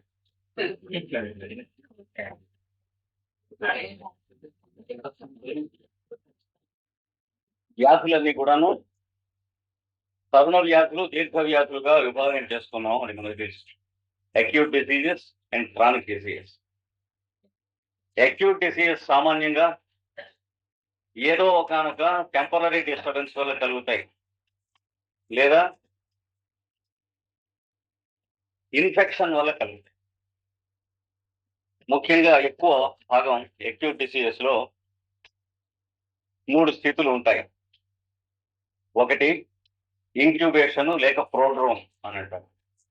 అనగా వ్యాధి అంతర్గతంగా శరీరమును స్థానం వహించుట. The disease incubates. Typhoid attack అయిన తర్వాత 24 గంటలో 48 గంటలో లేదా 3 రోజులు లోపల పుటం పెడుతుంది. ఈ లోపల బయటికి తెలియదు. కొంచెం నీరసంగా కొంచెం చికాగ్గా ఉంటుంది కానీ అంతకంటే ఏమవుతుంది. తర్వాత నెక్స్ట్ ఎక్స్పాన్షన్ ఆర్ క్లియర్ రెండవది, అనగా విజృంభణం రెండవది. మూడవది డిక్లైన్, అనగా ఉపసంహరణం, తగ్గిపోవటం. అది వరకు ఆరోగ్యవంతుడైనటువంటి శరీరంలో ఏ టైఫాయిడ్ లాంటి వ్యాధి కానీ, మీజిల్స్ అంటే పొంగు జ్వరములు మొదలైనటువంటి వ్యాధి కానీ వచ్చినప్పుడు ఈ 3 స్థితులు ఉంటాయి. మందు వేసినా వేయకపోయినా కూడా ఈ 3 స్థితులు ఉంటాయి. అయితే పొంగులు, స్మాల్ పాక్స్, చికెన్ పాక్స్ ఇలాంటి వాటిలలో మందు వేసిన కన్నా వేయకపోవడం చాలా రాముంటుంది. ఎందుచేత అని అంటే వ్యాధిని బయటికి వెళ్ళగొట్టడం కోసం శరీరం జ్వరాన్ని పుట్టించింది. మీజిల్స్ ఇన్ఫెక్షన్ లోపల వచ్చినప్పుడు, లేదా small pox, chicken pox infection లోపల శరీరంలో వచ్చినప్పుడు శరీరం ప్రతిక్రియగా ఏం చేస్తుంది? రియాక్షన్ గా it raises the temperature the constitution. వచ్చినప్పుడు కళ్ళమ్మ నీళ్లు, ముఖమ్మ నీళ్లు, దగ్గు, నోటముడి, లాలాజలం, మొహంతో ఎర్రబట్టం, ఇవన్నీ వచ్చి జ్వరం వచ్చేస్తాయి. ఇవన్నీ దేన్ని తెలియజేస్తాయి? మన హోమియోపతిక్ గా it is trying to expel out the disease. కానీ జ్వరం రాగానే అనుభవం లేని డాక్టర్ దగ్గరికి కుర్రవాడిని తీసుకెళ్తే ఏం జరుగుతుంది? అతడు మందు ఎవరికి దేనికి ఇస్తాడు? జ్వరానికి ఇస్తాడు, కానీ రోగికి ఇవ్వడు. హోమియోపతిలో మొట్టమొదటి ప్రిన్సిపల్ ఏంటి? To heal the sick person, కానీ టు క్యూర్ డిసీజ్ కాదు. హోమియోపతిలో ఎప్పుడు కూడా వ్యాధి నివారణకు మందు వేయరాదు, రోగి స్వస్థతకు మందు వేయదు. మంది రోగికి కానీ రోగంలో కాదు అన్నది. ఏ కేసులో మనం పొరపాటు పడ్డామో ఆ కేసులో కాన్సిక్వెన్సెస్ సీరియస్ గా ఉంటాయి, జాగ్రత్తగా. హోమియోపతి తెలిసిన వాడు పంటి నొప్పికి మందు వేయడు. అందుకనే పంటి నొప్పికి మందు ఏంటండి అని అడిగితే హోమియోపతిలో ఆన్సర్ లేదు. తలనొప్పికి మందు వేయడు, జ్వరానికి మందు వేయడు, కడుపు నొప్పికి మందు వేయడు, అనగా సింటమ్స్ కు మందు వేయడు. సింటమ్స్ కు మందు వేస్తే ఇంతకు ముందే చెప్పుకున్నాం కదా. దేనికి మందు వేస్తాడు? పర్సన్ హ్యావింగ్ దీస్ సింటమ్స్, అంటే ఇతడు పుట్పోత్ చేస్తున్నటువంటి fight in terms of the totality of symptoms చూస్తాడు. చూసి ఆ టోటాలిటీ ఆఫ్ సింటమ్స్ పుట్టించేటువంటి మెడిసిన్ ని తీసుకుని ఇతని వైటల్ ఫోర్స్ ని ఎంకరేజ్ చేయడం కోసం, రీఇన్ఫోర్స్ చేయడం కోసం ఆ మెడిసిన్ ని సూక్ష్మీకరణమైనటువంటి ద్రవ్యాన్ని ఉపయోగిస్తాడు. ఉపయోగించినప్పుడు డిసీజ్ ఎక్స్పెల్ చేస్తుంది. అలా కాక అనుభవం లేనటువంటి డాక్టర్ దగ్గరికి ఈ కుర్రవాడిని తీసుకెళ్తే జ్వరం వచ్చింది, 103 దాకా కూడా ఒక్కొక్క జ్వరం ఉంటుంది. ఏది మీజిల్స్ ముందు కానీ, స్మాల్ పాక్స్ కానీ, చికెన్ పాక్స్ కానీ ముందు, వెంటనే వాడు ఏం చేస్తాడు? జ్వరానికి మెటాసిన్ వేస్తాడు. వేస్తే ఏమవుతుంది? జ్వరం దిగిపోతుంది. మీజిల్స్ లో కానీ, స్మాల్ పాక్స్ లో కానీ జ్వరం దిగిపోతే ఏమవుతుంది? డిసీజ్ ని బయటికి ఎక్స్పెల్ చేయడానికి అవకాశం శరీరానికి పోతుంది. పోయినప్పుడు ఏమవుతుంది? నెక్స్ట్ ఆటోమేటిక్ గా the patient collapses and dies without any apparent cause. ఈ కారణం చేత ఆల్ నేషన్స్ ట్రెడిషన్స్ కొన్ని థౌజండ్స్ ఆఫ్ ఇయర్స్ నుంచి ఏమని చెప్పాయంటే, ఈ రకమైన డిసీజెస్, స్మాల్ పాక్స్ కానీ, చికెన్ పాక్స్ కానీ, మీజిల్స్ కానీ వీటికి మందు వేయరాదు అంట. అందుకని వేయకుండా చెడిపోయిన కేసుల కన్నా వేసి చెడిపోయిన కేసులు చాలా ఎక్కువ ఉంటాయి. అందుకని భయపెట్టడానికి అయ్యవారు, అమ్మవారు ఇట్లాంటివన్నీ వేయకూడదు అనేది మాత్రం scientific truth. Unless there is some complication, the fellow should not be treated. Even though there is a complication, he should be treated by a doctor who is experience. జ్వరం దించేందుకు మెటాసిన్ చేసేటువంటి సన్నాసి చేత మంది పెంచకూడదు. అలోపతియా, హోమియోపతియా అనేది కాదు. ఎక్స్పీరియన్స్ ఉన్నవాడా లేదా? అలోపతి మీరు తెలిసేవారేమో అని తెలిసినట్లయితే మెటాసిన్ వేయడు ఎక్స్పీరియన్స్ ఉన్నటువంటి వాడు. వేరే చట్టం కోసం ఎంబీబీఎస్ చదివిన వాడైతే తప్ప. ఇప్పుడు ప్రాక్టీషనర్స్ అంటారు. డాక్టర్స్ వేరు, ప్రాక్టీషనర్స్ వేరు. డాక్టర్ దగ్గరికి వెళ్ళాలి కానీ ప్రాక్టీషనర్ దగ్గరికి వెళ్ళకూడదు ఎప్పుడు. ప్రాక్టీషనర్స్ అంటే యూనివర్సిటీలో మోసపోసి యువతలకు తీసినటువంటి ఫ్రెండ్స్. డాక్టర్స్ అంటే దే ఆర్ బాన్. హృదయం తెలవాడు డాక్టరు, బ్రెయిన్ తెలవాడు ప్రాక్టీషనర్. జాగ్రత్తగా ఉండాలి. ఇన్ఫారియర్ చెప్పినట్టు. అందుకని ఎప్పుడు కూడా దానంతర ప్రకటన. అలా కాక అంతకుముందు అనారోగ్యం ఉన్నటువంటి వాడికి టైఫాయిడ్, న్యూమోనియానో, స్మాల్ పాక్స్, మీజిల్స్ వచ్చి అయితే అంతకుముందు అనారోగ్యాలని ఏమన్నా ఉంటాయా? ఉంటాయి. తప్పనిసరిగా అండర్ కరెంట్ హెల్త్ ఒకటి ఉంటుంది కొందరికి. అంటే ఈ వస్తువు ఉన్నటువంటి జలుబులు, దగ్గులు గాని, స్మాల్ పాక్స్‌లు గాని, టైఫాయిడ్‌లు గాని, కలరాలు గాని ఇట్లాంటివి కాక మరొక అనారోగ్యము ఆజన్మ సిద్ధమై ఉంటుంది కొందరికి. By birth they are delicate in health. వాళ్ళు ఊళ్ళో వచ్చినటువంటి ప్రతి వార్త కూడా తనకే కావాలన్నట్టుగా కొంతమంది ఉంటారు చూడండి. అలాగా ఊళ్ళో చుట్టుపక్కల వాతావరణంలో వచ్చిన ప్రతి డిసీజు వీడికే వస్తుంది.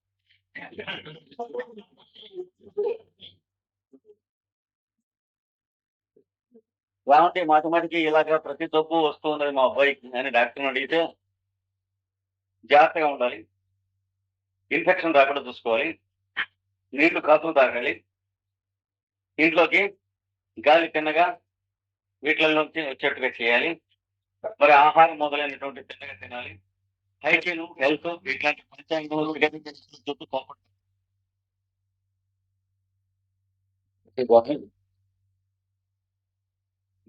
ఎక్కడో ఉంది.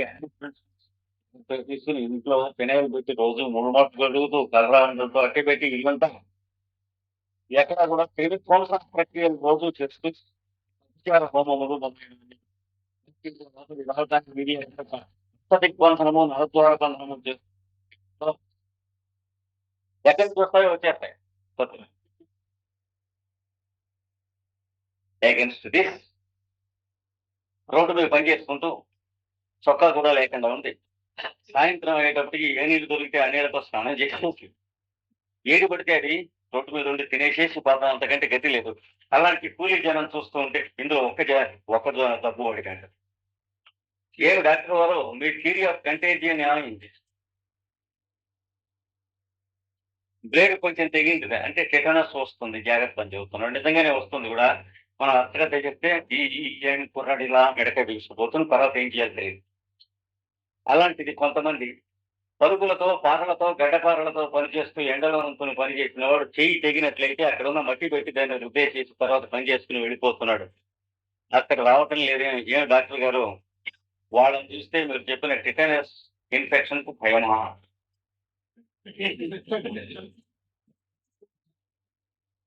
Some are very easily infected by every infection, whereas some stand uninfected. అంటే డాక్టర్ వారు ఏం చెబుతున్నారు? రెసిస్టెన్స్ ఎక్కువగా ఉంది వాళ్ళలో. సరే, మాలో కూడా రెసిస్టెన్స్ డెవలప్ చేసుకుంటానికి బెటర్ చేయాలని చెబుతారా? ఆ రోజు ఏం లేదు, మేము చెప్పిన టానిక్లు పుచ్చుకోండి, మేము ఇస్తున్న మందులు పుచ్చుకుంటున్న కొద్దీ రెసిస్టెన్స్ తగ్గుతూ ఉన్నది కానీ పెరగటం లేదు, కనుక మనకు డాక్టర్ వారు చెప్పేటువంటి రెసిస్టెన్స్ థియరీ అనేటువంటిది ఇగ్నోరెన్స్ థియరీ అనమాట. రెసిస్టెన్స్ అనే మాటకి ఇగ్నోరెన్స్ అని అర్థం. There is no analysis, there is no approach, there is no procedure to develop the resistance. మీరు నిలదీసి కనుక ఎవరినైనా మా పిల్లలకి ఆ రెసిస్టెన్స్ డెవలప్ చేసేట్టుగా చేయండి అంటే వ్యాక్సిన్ వేయండి, బీసీజీ వ్యాక్సిన్ వేయండి, లేకపోతేనేమో ట్రిపుల్ యాంటీజీన్ వేయండి. అవి వేస్తూ ఉంటే ఊపింగ్ కాఫ్ వస్తున్న పిల్లల సంగతి మీరు ఏం మాట్లాడతారు డాక్టర్ గారు అంటే నేను చూడటం లేదు. అంతవరకు గుండు పిక్కలే కుర్రాడు ఆడుకుంటున్నాడు. వాడికి మీరు ట్రిపుల్ యాంటీజీన్ వేసేటప్పటికి వాడికి కోరింత తక్కువ వచ్చింది, ఆ నెలైనా తగ్గదు, డాక్టర్ గారు ఏం తగ్గలేదంటే అదంతే. అది కోరింత తగ్గంటే it is whooping cough, it's called, it takes its own time. నువ్వు పంచాంగం చెప్పడానికి డాక్టర్లతో మనమే చెప్పుకోగలుగుతున్నా. ఏమైంది? ఇన్ఫెక్షన్ రాని వాడుకుంటారు, ఇన్ఫెక్షన్ వచ్చిన వాడుకుంటారు. ఇంకా ఏం తెలుస్తుంది? మనం పీల్చేటువంటి గాలిలో ప్రతి వ్యాధి యొక్క ఇన్ఫెక్షన్ ఉన్నదనేటువంటి సత్యమా కాదా? సత్యమే. ఇప్పుడు మనం వింటున్న ఇన్ఫెక్షన్ థియరీ గనక కరెక్ట్ అయితే, మనం అందరం కూడా గాలి పీల్చి ఏదో ఒక దగ్గుతో చనిపోవాల్సిందే కదా! జరుగుతూ ఉన్నదా? జరగటం లేదు. ఏమవుతూ ఉన్నదంటే రెసిస్టెన్స్. అంటే వన్స్ అగైన్ ఇగ్నోరెన్స్. ఇది కాక ఇన్ఫెక్షన్ థియరీకి మనం అండర్‌స్టాండ్ చేసుకున్నవి గాక మరికొన్ని ఏవో ఉన్నాయి. తెలుసుకోవాలి. ఇక్కడ హోమియోపతిలో వాడు చెప్తూ ఉన్నదేంటంటే, కొందరు ఇన్ఫెక్షన్‌కి ససెప్టబుల్. కొందరు కాదు. By birth. ఎందుచేత? కారణం ఏం లేదా? నో ఎక్స్‌ప్లనేషనా? ఇదేమన్నా కర్మ సిద్ధాంతం? అది కాదు. కారణం ఉన్నది. కారణం చెప్పగలిగి దానికి పరిష్కారం ఇవ్వగలిగినటువంటి వాడు కనుకనే Hahnemann. Most modern theories of medicine కూడా దాని ముందు నిలబడలేవు. మీకు వినియోగపరచలేవు. రక్షణ ఇవ్వలేవు. ఇదొక్కటే ఇస్తుంది. ఇది తెలుసుకొని ఈ ప్రకారం మనం ప్రవర్తిస్తే. ఏమన్నాడంటే, కొందరికి ససెప్టబిలిటీ టు ఆల్ డిసీజెస్ అనే ఒక వ్యాధి ఉంటుంది లోపల. ఏమండి? అంటే వచ్చిన ప్రతి వ్యాధిని కూడా అద్దుడు పేపర్ సిరానద్దుకున్నట్టుగా అద్దుకునేటువంటి ఒకానొక వ్యాధి. ఆ వ్యాధిని తెలుసుకోవాలి. అది తెలుసుకోకుండా ఈ పై వ్యాధులు ఎన్ని తెలుసుకున్నా ఏమి రాదు. ఈ పై వ్యాధులు ఎప్పటికప్పుడు నయం చేసుకుంటూ ఉన్నా, వ్యక్తిలో ఆ వ్యాధి గనక ఉన్నట్లయితే, ఇది నయమైతే మళ్ళీ ఇంకో వ్యాధి వస్తుంది. అది నయమైతే ఇంకో వ్యాధి వస్తుంది గానీ పోదునైనా తగ్గుతాం. కనుక understand the existence of one peculiar disease which gives you the susceptibility of all infections in the world. దాని ఎగ్జిస్టెన్స్ ఫస్ట్ యాక్సెప్ట్ చేసుకొని, దాన్ని అండర్స్టాండ్ చేసుకొని, అది ఎందుకు వస్తుందో తెలుసుకొని, వచ్చే వాళ్ళకి ఎలా పోతుందో తెలుసుకొని, దీన్ని ఏమన్నాడంటే దీర్ఘవ్యాధి. అంటే క్రానిక్ డిసీజ్. ఇందాకటివన్నీ తరుణ వ్యాధులు అంటే అక్యూట్ డిసీజెస్. అంటే ఈ క్రానిక్ డిసీజ్ బ్యాక్‌గ్రౌండ్‌లో ఉన్న వాళ్ళకి తప్ప, మిగిలిన వాళ్ళకి ఏవో అతి పరిశ్రమ చేసినప్పుడు తలనొప్పులు, కొద్దిగా జ్వరాలు, ఒళ్ళు నొప్పులు, మళ్ళీ వాటంతట తగ్గిపోవటం, మళ్ళీ రాకుండా ఉండటం జరుగుతుంది గానీ, ఇది ఉంటే మాత్రం ప్రతీదీ వస్తూ ఉంటాయి. ఇది లేకుండా ఉంటే ఒళ్ళు పోయి తెలియకుండా ప్రవర్తించినప్పుడు శరీరం కొద్ది రోజులు దెబ్బతింటం తప్ప అంతకంటే ఏం జరగదు. ఏవండీ? క్లియర్‌గా ఉందా? 4, 5 రోజులు నిద్ర లేకుండా పెళ్ళిళ్ళలో పనిచేసి, లేతే ఓటు క్యాన్వాస్ చేసి, కలవరింతలు కూడా ఓటే కలవరించి నిద్రలో ఓటు అలా ఉన్నప్పుడు వచ్చేటువంటి వ్యాధులు అడుగున ఇది లేకుండా ఉంటే మళ్ళీ ఆ ఎలక్షన్స్ కౌంటింగ్ నంబర్ వినే డేట్‌కి ఆరోగ్యం వచ్చేస్తుంది. నంబర్ కౌంటింగ్ ఉంటుంది ఎలక్షన్. ఎవరికి ఎన్ని ఓట్లొచ్చినాయో ఆ రోజు పచ్చం తినేసేయొచ్చు. జబ్బుండదు. ఇది గనక ఉంటే ఈ 10 రోజులు జ్వరం వచ్చి తగ్గింది అని అనటానికి లేదు. రేపటి నుంచి గుండె దడ. డాక్టర్ దగ్గరికెళ్తే మొన్నటిదాకా జ్వరం వచ్చింది కదండీ! అంచేత గుండె దడ ఉంటుంది అంటాడు. ఉంటుంది దిక్కుమాలింది. వాడేదో చెప్పడం వల్ల మనకే ఉందని తెలుసు. దానికేం చేయమంటారంటే మళ్ళీ దానికి ఒక కోర్సు. వెంకటేశ్వర స్వామి మొక్కల్ని అంటే ఒకదానికి మొక్కుకుంటే అది పరీక్ష పాస్ అయ్యాడు. రెండో దానికి మళ్ళీ ఇంత మొక్కు ఉంది. అంటే ఇందాకటి మొక్కు దీనికి పనిచేయదు. అంటే దీని కోర్స్ వేరే. సరే అయిపోయింది.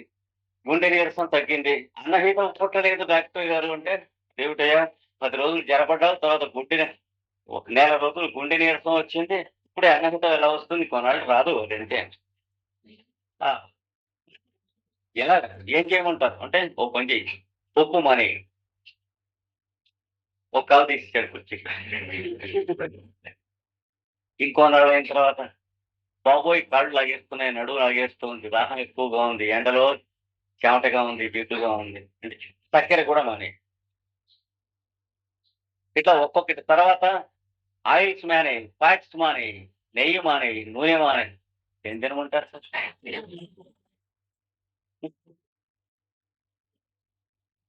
అవన్నీ మాకు చూపిస్తున్నావు కానీ మేము తింటాం.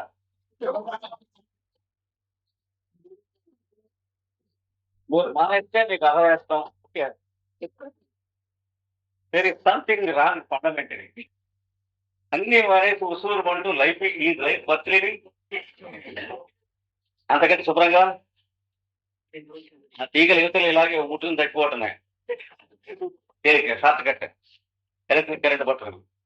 ఏది రోజు ఉప్పు తినక, పంచదార తినక, నెయ్యి తినక, నూనె తినక, అదిగో పండు తింటే పండు తిన్నాం, కాయ తింటే ఏమి తినవు, ఏం తినమన్నారంటే గంజి ఇవన్నీ దేని వల్ల వస్తున్నాయి. ఈ డిసీజ్ తెలియాలి, క్రానిక్ డిసీజ్ సంగతి తెలియాలి. హ్యారిమన్ గారు మనకి ఇచ్చినటువంటి ఔషధాల్లో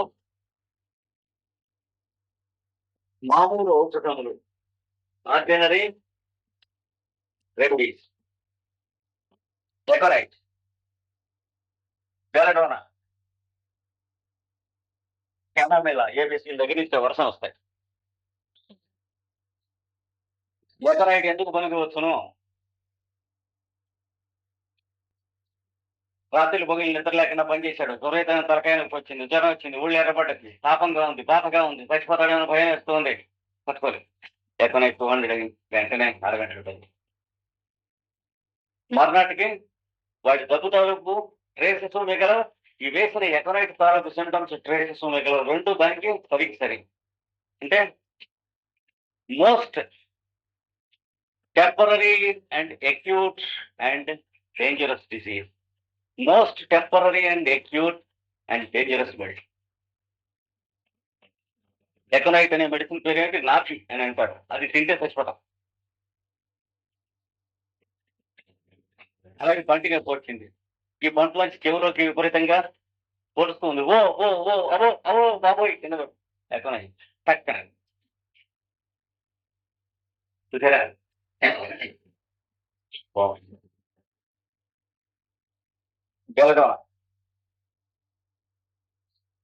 పిల్లవాడికి అట్లా దొడ్డి తలుపు తీశారు. తీసేటప్పటికి బ్రహ్మాండమైనటువంటి వేషం వేసుకుని వాడు ఊరేగుతున్నాడు, సినిమా వేషం, శక్తి అమ్మవారి వేషం అంటున్నాడు. దొడ్డి తలుపు తీసాడు, కుర్రాడికి అది కనిపించి కోరలోకి అన్నట్టు కడు మూసుకో లోపలికి తీసుకో వణుకుతున్నాడు కుర్రాడు. అరగంట కాలేదు, 102 ఎంత వికెట్ కాకుండా పడుకోబెట్టాను. పడుకుంటూ అంటున్నాడు. నిద్రపోతుంది. ఏమిటంటే అది కనిపిస్తుంది. మళ్ళీ నిద్ర ఈ మాట మూడో చెప్పుకొచ్చి వాడికి గుర్తొచ్చింది, కన్వర్షన్ వచ్చేసింది. ఇప్పుడు ఇవ్వగొట్టేసాడు, ఇలా సొంత వచ్చేస్తుంది, ఇది అనుకుంటున్నాడు. అంటే most sudden unexpected call disturb the constitution and sudden flare up of dangerous symptoms within a very short period. A sudden horrible situation arise. ఇది పిక్చర్ ఆఫ్ గరుడ. అప్పుడు బెల్డోనా సరిగ్గా అదేలా వారికి బెల్డోనా వేస్తే అలాగా పాముకి ఈశ్వరు వేస్తూ కూర్చున్నాడు. నిద్రపట్టే నిద్రపోతే లేపకూడదు. 2-3 గంటలు నిద్రపోతే వీడికి నిద్ర నీరసం వస్తుందేమో, పాలు నీళ్ళు తాగలేదని లేపి బెదరబెట్ట వేయకూడదు. ఏం నీరసం కాదు, నీరసం వస్తూ వాడే వేస్తాడు. సరైన డ్రగ్ లో పేషెంట్ ఉన్నప్పుడు ఎప్పుడు కూడా హోమియోపతిలో గుర్తుంచుకోండి, వాడికి కావాల్సిన అన్నపానీయాదులు వాడి బాడీకి తెలుసు. మనం అనవసరంగా డిస్టర్బ్ చేసేయాలని పెట్టకూడదు. This is one of the precautions in homeopathy. వెంటనే వాడు ఎంతసేపు పడుతుంది తగ్గడానికి? రావటం ఎంతసేపు పడుతుందో తగ్గడం అంతసేపు. అక్కడ 2-3 అవర్స్ కంటే పట్టదు, కంప్లీట్ హెల్త్ మరణాలు ఊరికే ధ్రువతి చేసేస్తాడు. ఇలాంటి డ్రగ్స్ రెమెడీస్ అంటే సిమిలారిటీ ఆఫ్ ది పిక్చర్ ఉంటే చాలు. వచ్చిన జబ్బుకి ఈ ఔషధ విషద్రవ్యం పుట్టించున్నట్టు వేదనల సముదాయమునకును సామ్యము అంటే సిమిలారిటీ ఉంటే చాలు, ఇంకేమంటారు లేదు. వేస్తే పని మీకు పొటెన్సీ తెలియాలి, డోసేజ్ తెలియాలి. ఇప్పుడు చెప్పిన కేసులు లాంటి దాంట్లో 200 పొటెన్సీ, ఒకే ఒక్క డోసు వేసిన తర్వాత హోమియోలో ఉన్నటువంటి మొదటి ప్రిన్సిపల్ ఏమిటి? కారణం లేకుండా రెండవ డోసు వేసిన వాడు పిచ్చిముండదు. హోమియోలో జాగ్రత్తగా ఉంది. గంటకు ఒక డోసు అన్నది మెడికల్ స్టోర్స్ వాళ్ళు చెప్పేటువంటి డోసులు వేయకూడదు. తర్వాత వాళ్ళు బాధ్యత. తర్వాత ఒకే ఒక ఔషధము అనగా వాడికి బెల్డాన్ కావాల్సి వస్తే బెల్డాన్తోనే క్యూర్ అవుతుంది. ఎందుకైనా మంచిది ఎకోనైట్ ఒక డోసు, బెల్డాన్ ఒక డోసు కలిపి కొట్టండి, జ్వరం ఉంది కదా కొట్టకూడదు. వేయకూడదు. అయితే ఎక్సామ్ గా పొద్దున పలసటిగా ఏది సరిపోయింది. ఇట్లా 4 రోజులు వేయండి అన్న. పాపం వాడికి ఏమొస్తాయో తెలియదు, ఏదో అయిపోతారు. ఎప్పుడు కూడా only 1 medicine and only 1 dose. Second dose కావాలంటే శరీరం మిమ్మల్ని అడుగుతుంది, మీరు శరీరానికి వేయకూడదు.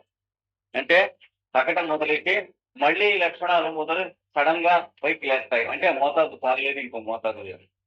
అంటే రీఅపియరెన్స్ ఆఫ్ ది సఫరింగ్స్ కనిపిస్తే గానీ డోంట్ రిపీట్ ది డోస్ అనేటువంటిది one of the very strong principles of homeopathy. Fancy the thing which will be fooled. ఇది చాలా జాగ్రత్త. ఎలాంటి జబ్బుకైనా సరే, అక్యూట్ డిసీజ్ కైనా సరే, క్రానిక్ డిసీజ్ కైనా సరే, సరైనటువంటి మందు వేసినటువంటి మోతాదు, మళ్ళీ మోతాదు కావాల్సి వస్తే పేషెంట్ శరీరంలో లక్షణముల చేత మనకు మోతాదు యొక్క ఆవశ్యకత కోరబడవలను, అడగబడవలను తప్ప పొద్దున డోసు, సాయంత్రం డోసు, మధ్యాహ్నం డోసు అనేది వెటర్నరీ పద్ధతి, మన పద్ధతి కాదు. హోమియోపతిలో దానికి ఏనాడు ప్రొవిజన్ లేదు. జాగ్రత్తగా. ఎందుకంటే a single dose of the required potency, the required medicine, starts a series of chain actions in the constitution to complete the course of cure. Yeah. Chain actions start చేసిన తర్వాత రెండో డోసు వేస్తే ఆ chain actions ని నానా చండాలం పెంట చేసేసి పనిచేస్తున్న వాళ్ళని కాడలో కరబెట్టినట్టు ఇది తెలుసుకోవాలి. కనుక ఒక డోసు వస్తే క్యూర్ అయిపోయింది. బాగుంది. ఇలాగే అవశ్యామస్ అని ఒక మెడిసిన్ మనం వాడికి ఎక్కడ చూసినా ఏం తిందామన్నా ఇందులో ఏం కలిపారో, కుట్ర చేస్తున్నారు, విషం కలిపారేమో, ఈ మంచి నీళ్ళలో ఏదైనా పాయిజన్ పడ్డదేమో. ఎక్కడ ఉంటుంది డిసీజ్? మెంటల్ బాడీలోను, వైటల్ బాడీలోనూ ఉంటుంది, ఫిజికల్ బాడీలో ఉండదు. నిద్ర పట్టడం మానేసింది. మామూలుగా మన పద్ధతి ప్రకారం ఎప్పటి నుంచి బిజినెస్ లో 50,000 లాస్ వచ్చింది. అది గురించి కారణం ఏంటి? బిజినెస్ లో 50,000 లాస్ రావడం అది తప్పు. ఇంకోటికి 60,000 లాస్ వచ్చినా సరే ఒక వెంట్రుక మొక్క పోలేదని రోడ్డు మీద తిరుగుతున్నాడు. అవునా కదా? కనుక బిజినెస్ లో 50,000 లాస్ రావడానికి, నిద్ర పట్టకుండా పోవడానికి కారణం అయితే ఇంకొక 50,000 లాస్ వచ్చినటువంటి వాడికి కూడా నిద్ర పట్టదు. కనుక వీడికి ససెప్టబిలిటీ అనేటువంటి డిసీజ్ లోపల ఉన్నది, వాడికి లేదు. ఎవరికైతే 50,000 కాదు 60,000 పోయినా మళ్ళీ నెక్స్ట్ స్ట్రోక్ లో పడతాను అని వాడు బిజినెస్ ని గేమ్ కింద తీసుకున్నాడో వాడికి ససెప్టబిలిటీ అనే దీర్ఘవ్యాధి లేదు, వీడికి ఉన్నది. ఉన్నందువల్ల ఏమవుతుంది? ఇది కేవలం ఎక్స్టర్నల్ కాజెస్ తప్ప కాజెస్ కావు. బిజినెస్ లో దివాలా తీయటం మొదలైనటువంటి. అలాగే బంధువులు అవమానించారు, అప్పటి నుంచి తనలో తను మాట్లాడుకుంటాం మొదలెట్టాడు. ఇంకోటి బంధువులు అవమానిస్తే లెప్పకాయ కొట్టాడు. మరి ఎందుకు తేడా ఏంటి? ఆ మొదటి వాడికి ఈ ససెప్టబిలిటీ అనేటువంటి ఆగర్భ వ్యాధి ఉన్నది, ఆ రెండో వాడికి లేదు. నలుగురు కలిసి కూర్చోబెట్టి అవమానం చేశారు అనుకోండి, ఆ రోజు పాపం మర్చిపోతుంది. అలా ఉండిపోతాడు. ఇంకోటి నీకోటి నాకోటి కానీ కూర్చోబెట్టి అవమానం చేశారు అనుకోండి, ఎక్కడ కూడా నలుగురు లాక్కొచ్చి ఊరికి వాయించేస్తారు. మళ్ళా ఎక్కడ కూడా అలా మాట్లాడకుండా చేస్తాడు. కనుక అది కారణం కాదు. మనం వ్యాధులకు కారణములని ఏవైతే చూస్తున్నామో అవి తాత్కాలిక కారణములు, అంటే ట్రిగ్గరింగ్ కాదు. ఇది నొక్కితే తుపాయి చేరుతుంది అంటే అందులో పెట్టినటువంటి మందు కుట్టు సామాను కారణం, కానీ ఇది నొక్కటం కాదు కారణం. ఇది నొక్కితే కాదే. కనుక మనం కారణాలు అనుకునేటువంటి false causes or triggering causes. తీసేసి అడుగున ఉన్నది వ్యాధి కారణం. వాడికి క్లియరప్ అయింది మైండ్. క్లియరప్ అయిన తర్వాత నిద్రపట్టడం మానేసింది. నిద్రపట్టడం మానేసిన తర్వాత ప్రతివాడు తన వ్యాపారం దివాలాను గురించి ఆలోచిస్తున్నాడని అనుమానం కలిగింది. రోడ్డు మీద పెట్టినవాడు తన వంక చూస్తున్న ప్రతి ఒక్కడు కూడా తాను దివాలా తీశాడని గుర్తుండి చూస్తున్నాడని అనిపిస్తోంది. పెట్టే ప్రతి ఒక్కడు కూడా దాని గురించి అనుకుంటున్నాడు. ఏదో ఫ్రెండ్స్ నవ్వుకుంటూ మాట్లాడుకుంటూ వెళ్తుంటే తన గురించే మాట్లాడుకుంటున్నారు, దాని గురించే నవ్వుకుంటున్నారు.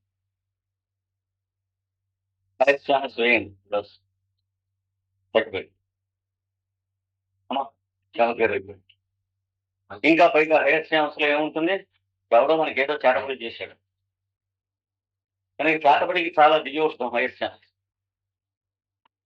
భూతాలకు కూడా మందులు ఉన్నాయి. ఎందుకంటే చేతబడి అనే పేరుతో మనం చెప్పుకునే వాటిలో 1000 కేసుల్లో 999 కేసులు మెడికల్ కేసులు. కాబట్టి ఎవరికైనా చేత అయితే ఈ 2 నెలల్లో నా మీద చేతబడి చేయండి.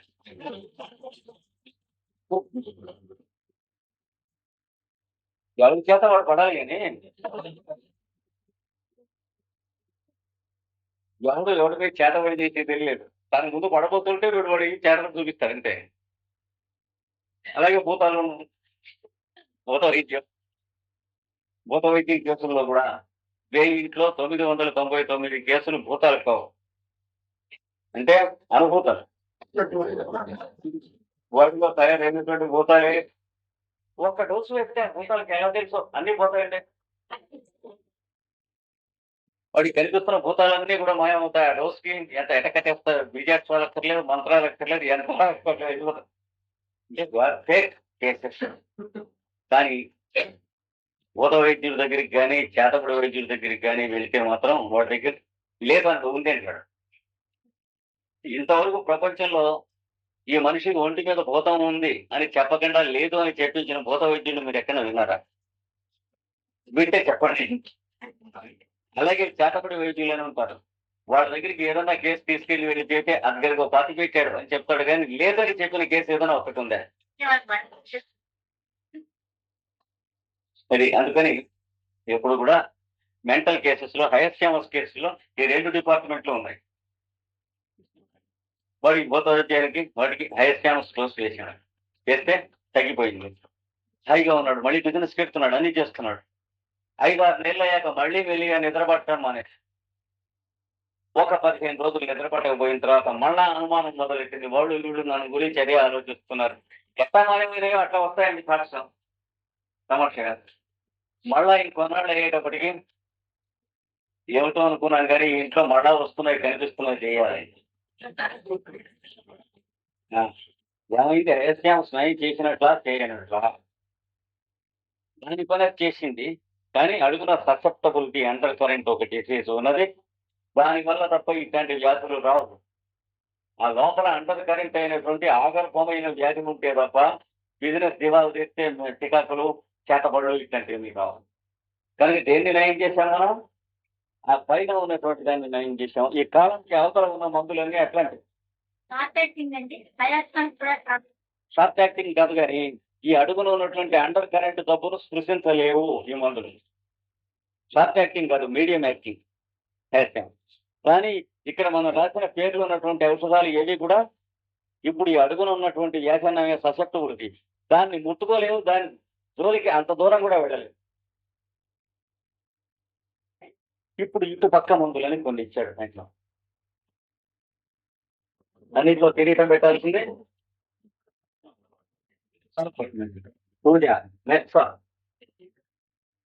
ఆరం మెకానిక్ ఇట్లా వరసన లిస్ట్ ఇస్తాను మీకు. ఊరికే ఉదాహరణకి ఇచ్చాను, ఈ లిస్ట్ రాసుకోక్కర్లేదు.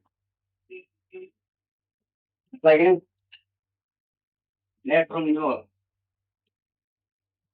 నేట్రమ్ సార్, ఈ మందులు ఏం చేస్తాయంటే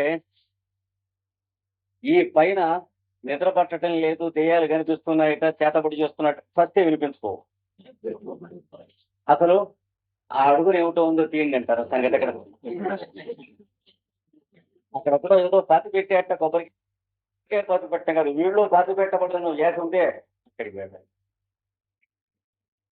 ససెప్టబిలిటీ అన్నాను చూడండి, అక్కడికి వెళ్ళి ఒరే ఎత్తరా పండ తీసి దాని కింద తేళ్లు ఉన్నాయా, మటగబ్బలు ఉన్నాయా, పాములు ఉన్నాయా, అన్నిటినీ బ్రహ్మాండంగా అతని రిజర్వ్ చేయాలి. జాగ్రత్తగా మనం వాడటం తెలిసినట్టయితే ఈ పక్క మందుల్ని ఒక మాట తో నయమై మళ్ళీ వ్యాధి వచ్చిన తర్వాత ఇంకా బ్రహ్మతరం కాదు వాడికి ఆ రకమైనటువంటి వ్యాధిని ఏం చేయడం, వస్తూ పోతూనే ఉంటుంది. కనుక ఏం చేయాలి? ఒక మాట మొట్టమొదటి తడవ వచ్చినప్పుడు హయస్యామస్తో నయం చేసి